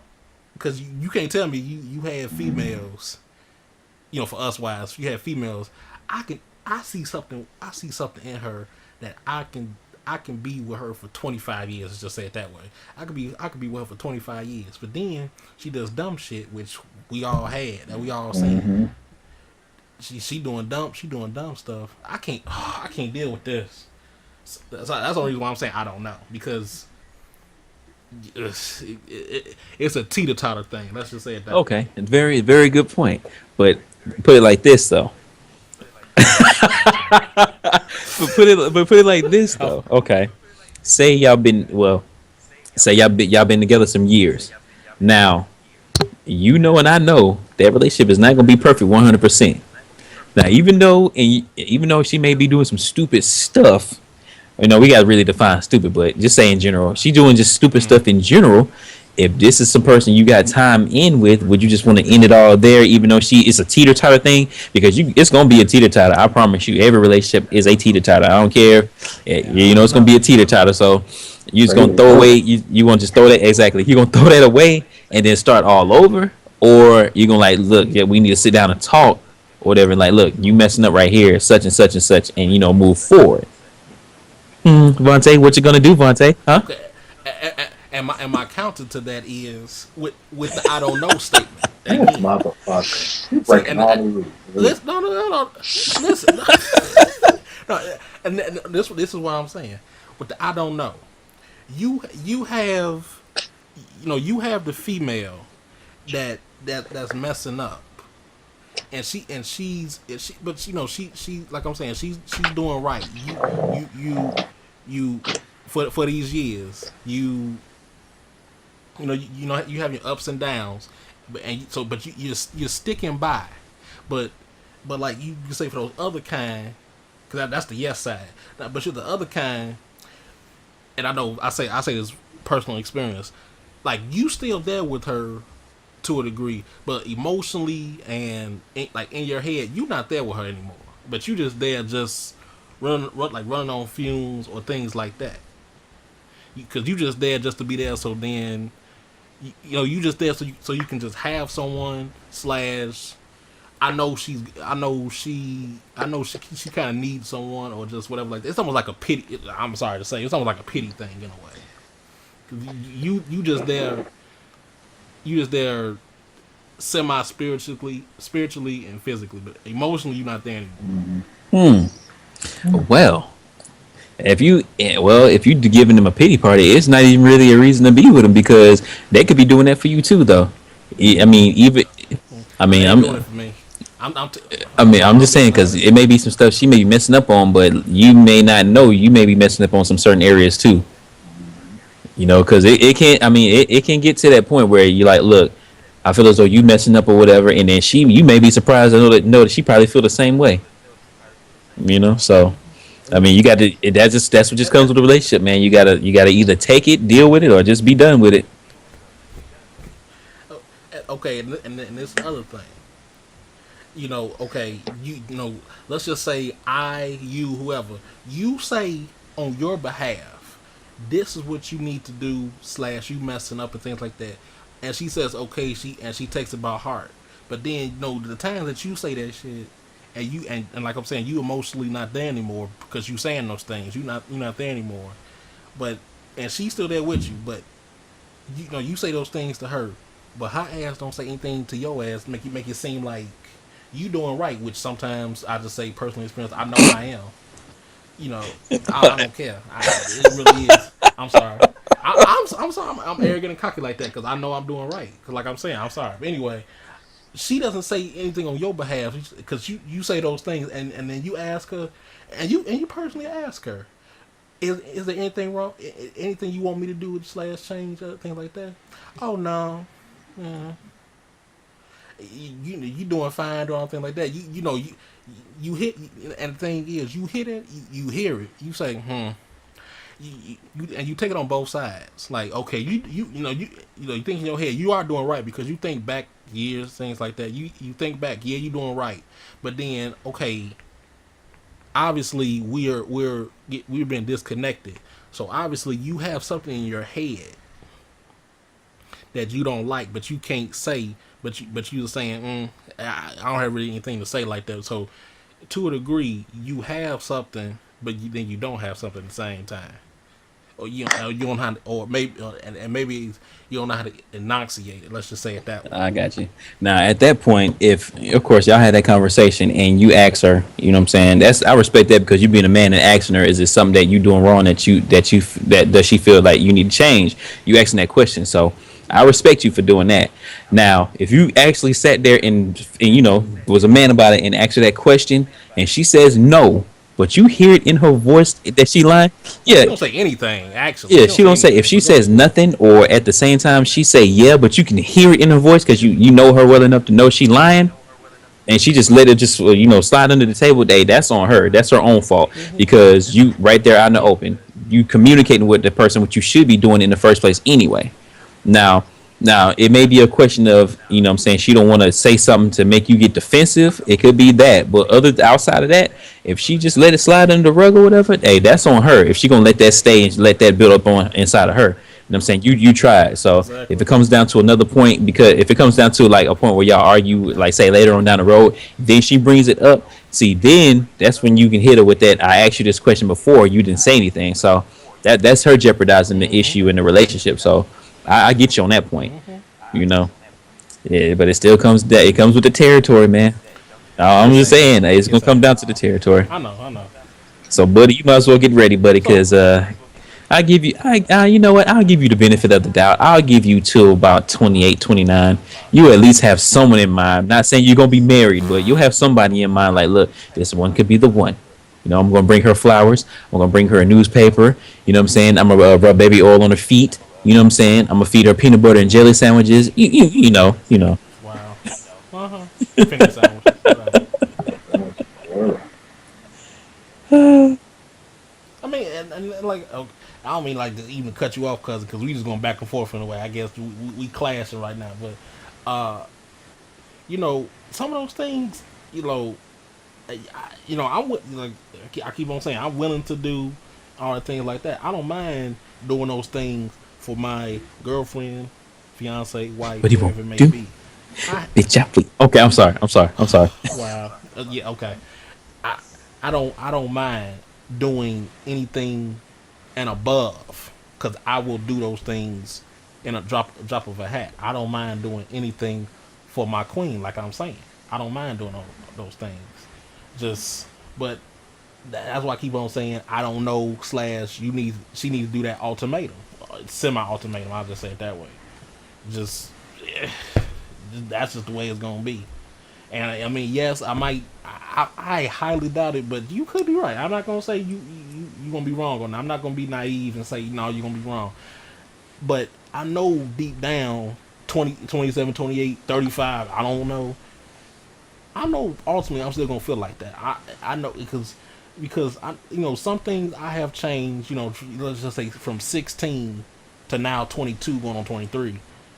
But some of those things that I know that I've seen, and that's what I'm saying. Some of these experiences, some things I say, I've seen through, through Raymond, through through my father, through my uncles, through my my grandfather. So that's what I'm saying. Some of those things that I say, I've actually seen. Some things yes I haven't experienced.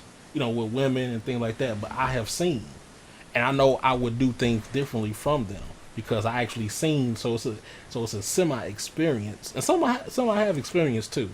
Some I have experienced. Some you could say quote unquote I have semi experience on. So that's why some of those things I deal with life slash women and all those things like that. I have some type of knowledge in some way somehow.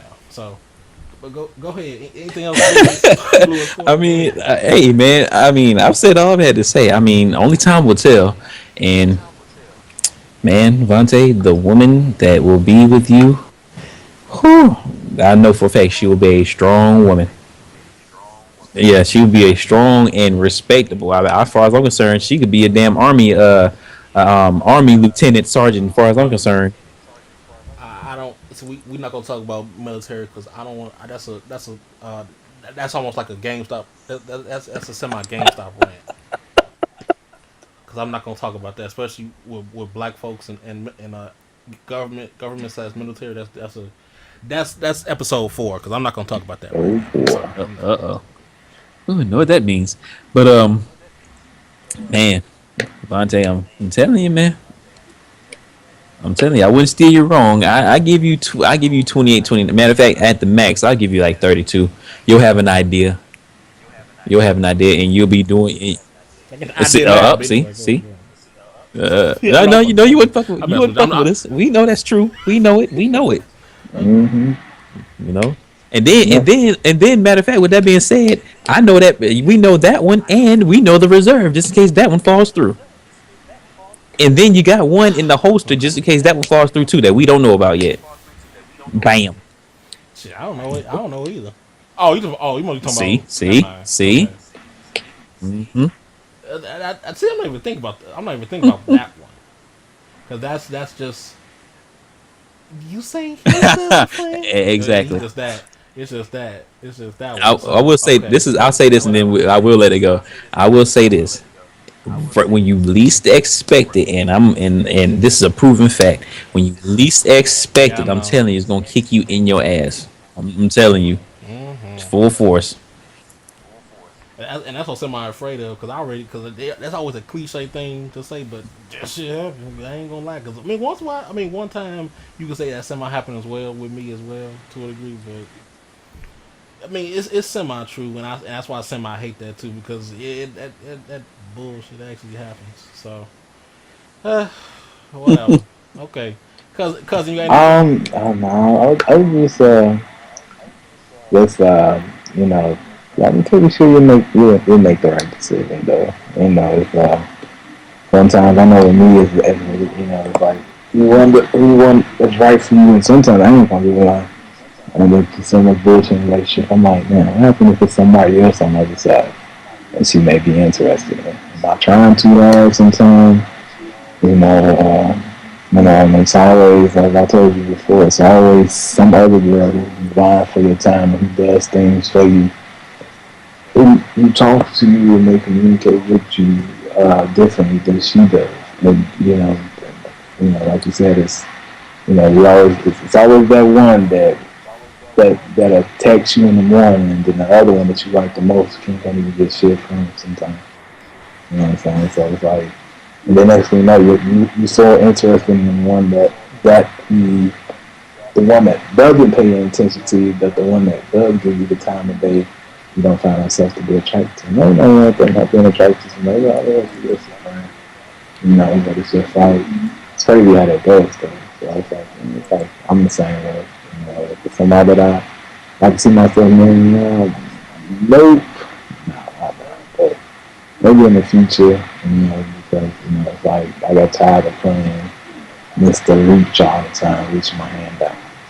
So I got shit that I gotta do in life, and I don't got time to be constantly sitting right there and stuff. Is like it's just like, damn, like, what else can I do? I done did everything, made a fool of myself, and everything. So, like I said, like I said, you make the right decision. Drive down to it, and hopefully that the other person, mystery person number one, that will fall through, and if not, it's gonna be some other girl sitting back there waiting in the wings and like, oh, you offered, she couldn't appreciate that. But then I got lucky, so sometimes it works out like that. You know? So it's like, sometimes. That's all I have to say on that day. Ladies, Vontae is out there looking for you. Just so y'all know. Young or well, I'm gonna say young. My age or older. I don't do it the youngest. Maybe. I, I do. I do prefer cougars. I'm just saying. I don't mean sugar For mamas. life. Go ahead. But anyway, cousin, you gonna do your third or fourth question? Or I'll do my second, and this will be my final to this podcast. My question is, I guess it's a very different from the other one, but religion. Do you ever question the validity of religion? Have you ever had doubts in the religion that you believe in and you practice? Woo. So which one, Blue? I didn't even be honest with you. I didn't even hear the question. I heard religion. I heard that part, but I didn't hear any other part of it. Like what you said? What you say? Yeah, I'm like, do you ever question the validity of the religion you may have practiced, so you believe in? Do you ever, because sometimes you have a question. Like You know what? Honestly, at times I do. It's like, okay, I grew up in y'all know this. I grew up in a Southern Baptist church. I was in that church till we moved to New York. So, I basically grew up in the church. Now, it's like I never wanted to go to church in the first place. Hating getting up that early on Sunday to go to church. Couldn't stand it. Then you get there, you know what I'm saying? That, as a young child, you don't listen to none of this stuff for real. So as you get older, as I got older, whatever, I would look in the Bible every now and then. And as I'm getting older, I'm thinking to myself, like, who really wrote this? Like, I really was trying to figure out, like, who really wrote this stuff, and where were they getting these stories from? Like, at times I did, but now I've gotten to a point now to where I don't look at myself as defined by a religion. I don't consider myself Baptist. I don't consider myself Christian, all that other stuff. I just keep it to a non-denominational, degree. Because the church I go to now, when I do go, it's non-denominational. They don't focus on one religion. It's just like a general idea. And my reverend, he does some quotes out the Bible, but his sermons or whatever are more catered to be more relatable to like what's going on now. So it's not so much as, God did this and God did that or stuff like that. You know what I'm saying? So I can relate to it. And it's just the fact that it's so many questions I've had. And there's so much stuff that, oh, this is a conspiracy, or Jesus was this and Jesus was that and stuff. I've gotten to the point now where I've heard it so much to where it's like, look, if you believe in God, that's enough for me. You know what I'm saying? Or if you're a spiritual person, that's cool. It's a difference between being in a religion and being spiritual. It's a difference. So if you like, I don't have nothing against the atheists either, but like my thing is this, okay. We're here on this earth. Somebody had to create this earth. Somebody had to create us. You know what I'm saying? Or create the first man and make that woman. You know what I'm saying? A person who had to be here to create this land and this water. All this stuff was not man-made. You know what I'm saying? So obviously somebody had to create us. Now, in my personal opinion, yes, I believe in God. Now, as far as a religion is concerned, I try not to get into a religion like that. All I know is, do I pray? Yes, I do pray. I don't pray enough as I should.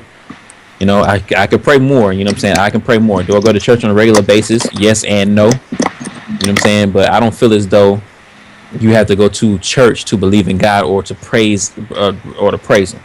You know what I'm saying? I believe in God. Do I want to go to heaven? By all means, yes. You know what I'm saying? I pray that I get into heaven. I'm not perfect. So I kind of leave it at that. Like, I believe in God. Point blank period. I believe that, you know what I'm saying, he is the Lord and Savior, Jesus Christ. I just leave it at that. And I don't try to judge anybody's else religion, because that's the problem that's going on today, is somebody got something to say about somebody else's religion. That, and then 9 times out of 10, the religion has nothing to do with you. but you still voicing your opinion on something that has nothing to do with you or doesn't affect you. You know, so I just kind of leave it at that. Oh, it's my turn. Yeah. Okay. Uh-oh. Uh, Now see if I know how to edit good or things like that, I would say warning because I believe people not gonna like what I say. I Hey, highly believe that. according to a certain person, they don't like you anyway. Amen, amen to that. I'm gonna use religion on that one. Amen. Anyway, um, now with that said, okay, I'm not really the religious type. I'm not gonna say I hate it, but I kind of despise it. And that's the thing. Like it's like I've been brought up, Christian, like in a way, and all that just and really not really Methodist, but it's just I don't know. Well, let's just say like the intermediate family that I've been with, they Christian and things like that. But it's almost like me, Betty, and I'm gonna tell you his nickname or the name that he likes to say. He don't like saying his actual name because actual I'm not gonna say his actual name, but what he like to say is like a African name. Let's just say Sakiwi Sakawi. Let's just say it that way, okay? His name is Sakiwi Sakawi, but his real name is the actual name. But he don't like saying that because that's my white name. That's my whatever. Right? Anyway, but that's my father. That's a different discussion. I'll tell you about that later. But but all three of us out of intermediate family, we almost like the rebels slash outcasts.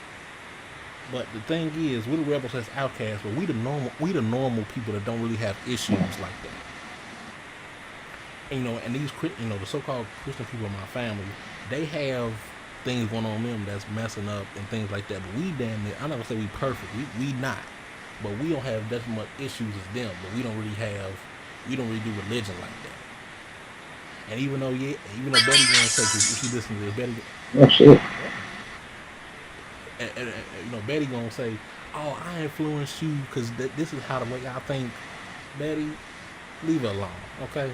Because this is the way I think too. Because I see things in these streets and things like that.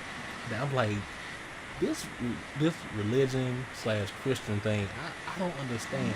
Like, and the reason I say this, the reason I say it because it semi ticks me off. Like, let's just say, ooh, this check came in, the check bounced, not bounced, the check cleared.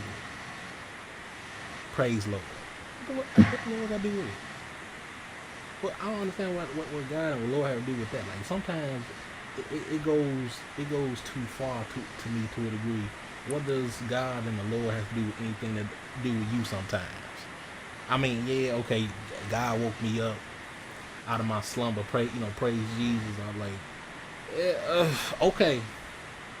Like that's what I'm saying. People gonna get mad at me saying this because sometimes because some people take that to the extreme to like God did everything for me. Like, like he gave me these bag of chips. I ain't had these bag of chips. I don't know what I was doing today. Like, Oh, first turn the head. I'm telling you that's the way I feel.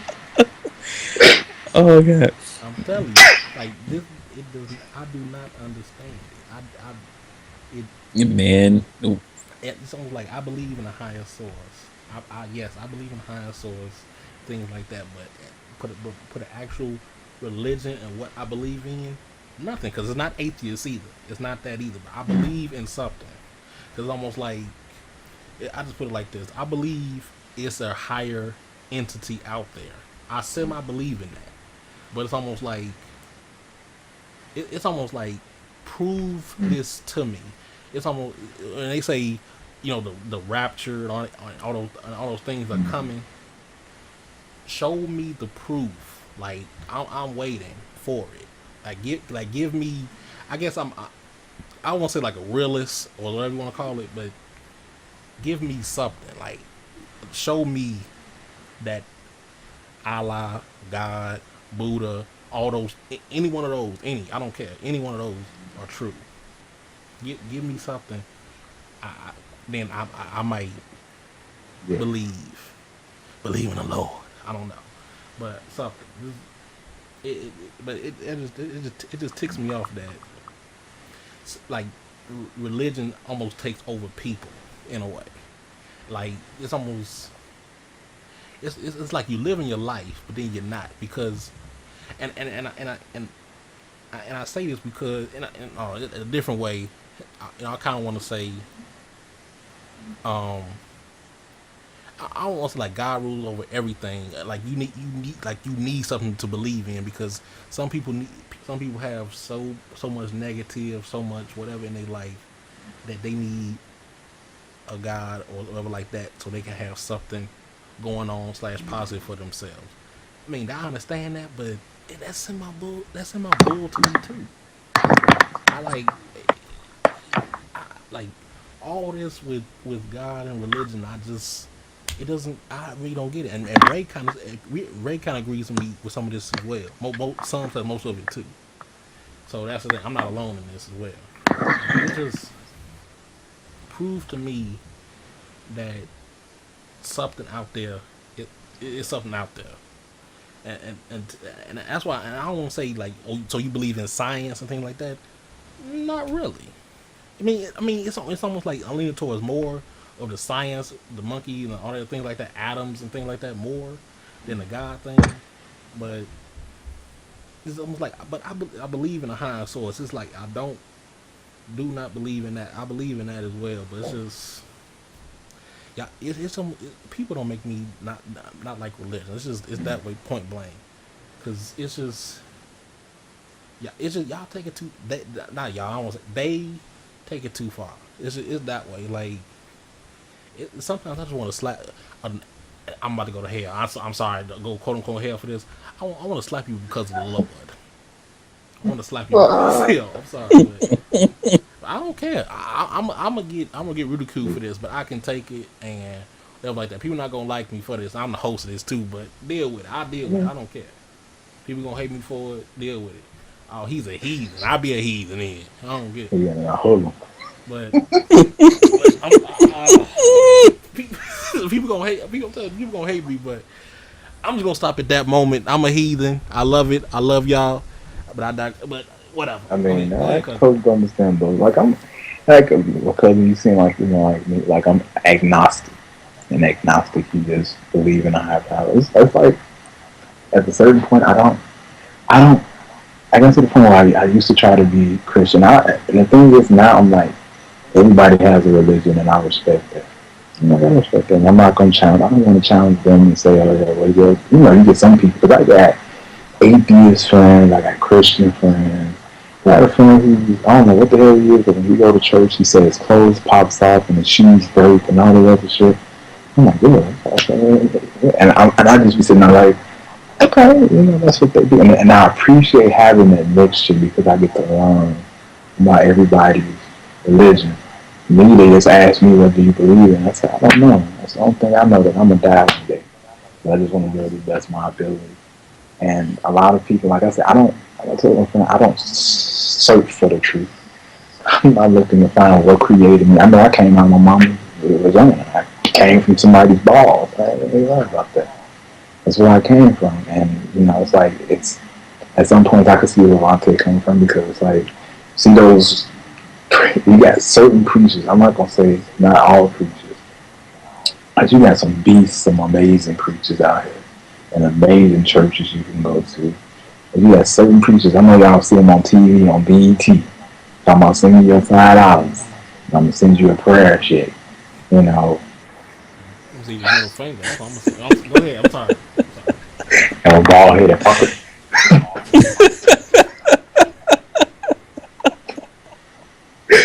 But you see certain preachers who sit up there and they pimp these people for the word. And I'm like, where's the we got it. And the son got a church that sounds like a damn United Center. Chilling. Where people can have several seats in. But, it's like, whereas they don't give back, but they take so much. Then you got the preachers who get the bad name from that. Then you got the other people that, then you got a lot of atheists out there who will tell you if you believe in something that it's not real and you shouldn't believe it. But I was blessed enough to, I'll say blessed enough to get an atheist friend who's just like mellow, and he's more of a UFO watcher than somebody to tell you, well, God ain't real. You know, and at the other hand, it's just like, me, and I come in the center between you, and just like, you know, you can believe in that, that's good. You know, I'm happy that somebody has something to believe in. They have this to believe in, or they don't believe in this. I'd be happy to be like, you know, whatever. You know, I'm just trying to get some ass. And that's about it. But it's just like when people try to push certain things on you, that's what makes me rebel against them, whether it's atheists, agnostics, Christians, all of them. They try to push certain things on me. That's when I start to fight back. Other than that, you can tell me anything about your religion. I'm like, oh, okay, that's cool. You know, but when they start to become judgmental and hateful, there's one church I got put out for because he said the word faggot. And all they going to hell, all they going to hell. Well, I'm like, yo, let these people live. Please just let these people just live life. Because the less you worry about what somebody else is doing, the better you live in this world. You know, unless you worry about, oh, she's doing this, she ain't doing this right. Okay, if she ain't doing it right, fuck it. What the fuck on? I don't, like I always say, I don't got time to be struggling about what somebody's doing or guessing, trying to guess somebody's life.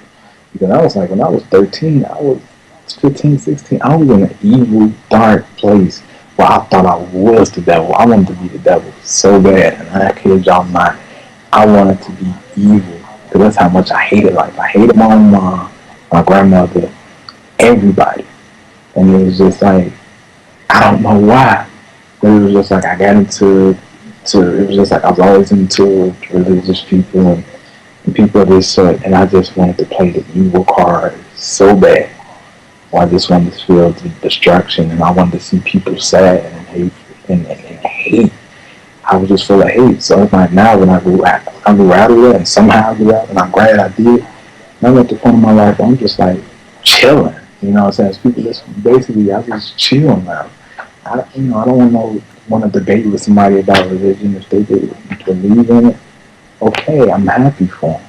You know what I'm saying? But when you get the people that try to push it on you, and then they try to be judgmental of others, I'm like, look at yourself before you judge anybody else. Just let yourself know where you coming from. If you don't like somebody because they're gay, okay, but it still ain't gonna affect them. You know, you don't have to go out to their parade and tell them how I hate feds. You know, what the fuck you doing up there anyway? You probably fucking them at the end of the night anyway. So what the fuck? You know, so it's like, when you guys they don't even like black people. I like black people, okay, you don't gotta fuck with us. You know, so I mean, at the end of the day, it's just like I'm just a person. I sit back and watch it, and I sit back and learn from it, and I'm just happy. I'm just a guy who I don't have a religion, and whatever happens when I die, it's just that because at the end of the day, shit, ain't nobody gonna remember you for your religion. They're gonna remember you how the person you was. And I'm like, yeah, that dude was an asshole towards me, you know. So I don't want to remember for that. I want to remember somebody who just enjoyed riding their bike and got friends on it sometimes. So, you know, I'm cool with that. So, you know, that's my statement on that, though. Yeah. It's coming to terms, though, you know.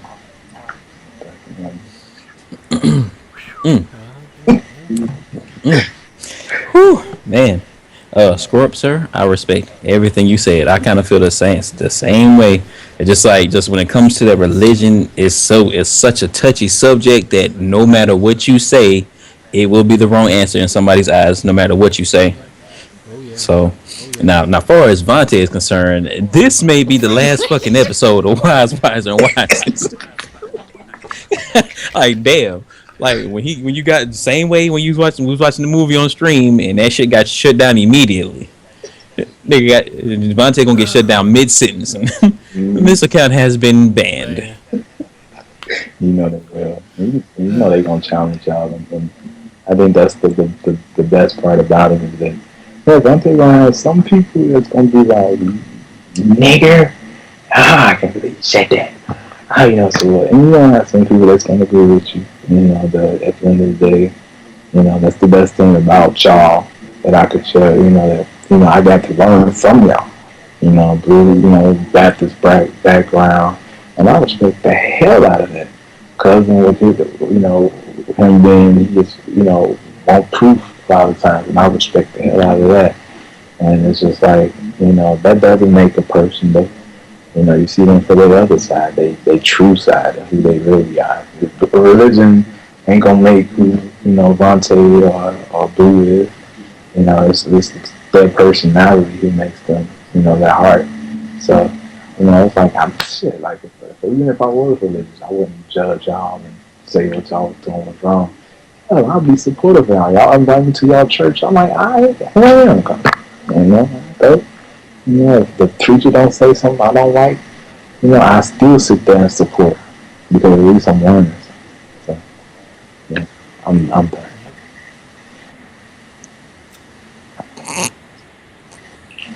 Hey, I'm not laughing at you, Score. I'm just still. I mean, ain't nothing to say at the. I mean, you made a very very great point, but this Vontae boy, he burned down the house from the jump. This nigga said, "Fuck this, lit that bitch on fire." I'm just watching. I'm just looking at the house from across the street and burn right now. That's all I'm doing. I'm Burn, telling baby, you. burn, burn. He done shot fire that he ain't shot fire at one person. It's about a million people out there who found this shit. I'm coming there, it's gonna be done down like one. Damn. Try? No, they wouldn't do that. Yeah, I don't know how I look. I'm good. They gonna find you on Damn, that way they gonna look at my Twitter, so never mind. I'm sorry. I don't care. Don't matter. every little short motherfucker standing in front of that sign. Nah, Damn. he had it though. It's been a great podcast, I may say. Great amazing podcast. Well, so you want to say your fourth question for the next one, right, cousin? Okay, so I guess we're gonna do final statements or closing. Y'all good with that? Oh no, man, I ain't got nothing else, man. Whew, shit. Okay, well. I mean, I'm just saying, dog. Whew, this has been one for the ages. And we doing. I'm telling early ones too. It's not even like 25, you. 50. We have yet to scratch the surface on these, man. Oh my god. No. And we will be talking about some of these topics again. That's the thing too. But well, Blue, do you have a final? Yes, it wasn't me, but nah, but seriously though, man. Everybody that's watching, appreciate you. Everybody that's taking the time out to listen, I appreciate it. You know what I'm saying? Vontae, thank you for letting me be a part of the podcast. Scorp, appreciate you being a part of the podcast too. I love doing these podcasts, all the shit. I love doing these. You know what I'm saying? Getting a little love, you know what I'm saying, in these streets or whatever. You know how I do, Mr. Serial Heaven, but that's besides the point. You know what, Mr. Parsnips Langford, I'm here. I'm signing out. You know what I'm saying? Trying to figure out the next move for the night. Don't know what that's gonna be. But everybody, just once again, thank you for tuning in. I appreciate you listening. Just once again, thank you. And once again, it was not me. Gosh. I guess I'll go next. I want to thank everybody for listening. Word of advice: Astrograd is not for your cars.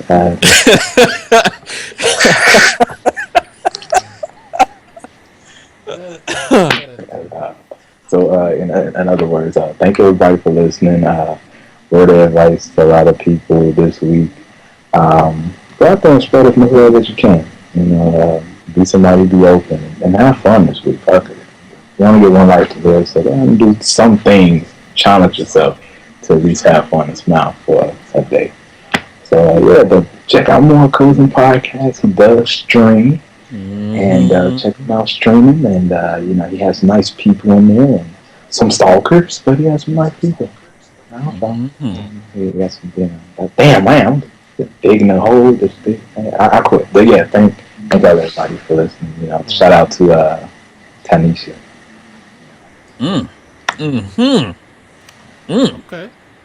She got to listen to the podcast now. No, she ain't. Okay. Well, you're gonna have to make her, but anyway, okay.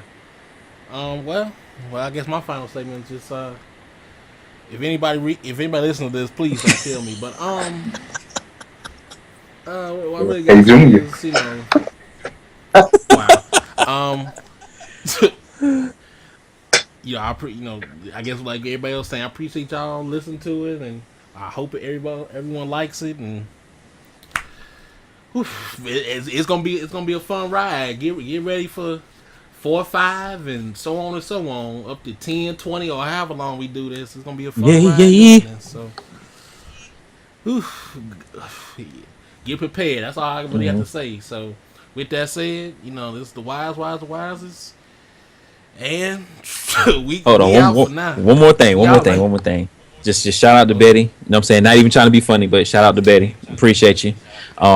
Red, shout out to you too. You know what I'm saying? Everybody else, y'all know what it is. Okay. Proceed, Vontae. Snacks. well, oh, Oh yeah, Raymond. Ooh. QAnon. What up, Raymond, on those trucks out there?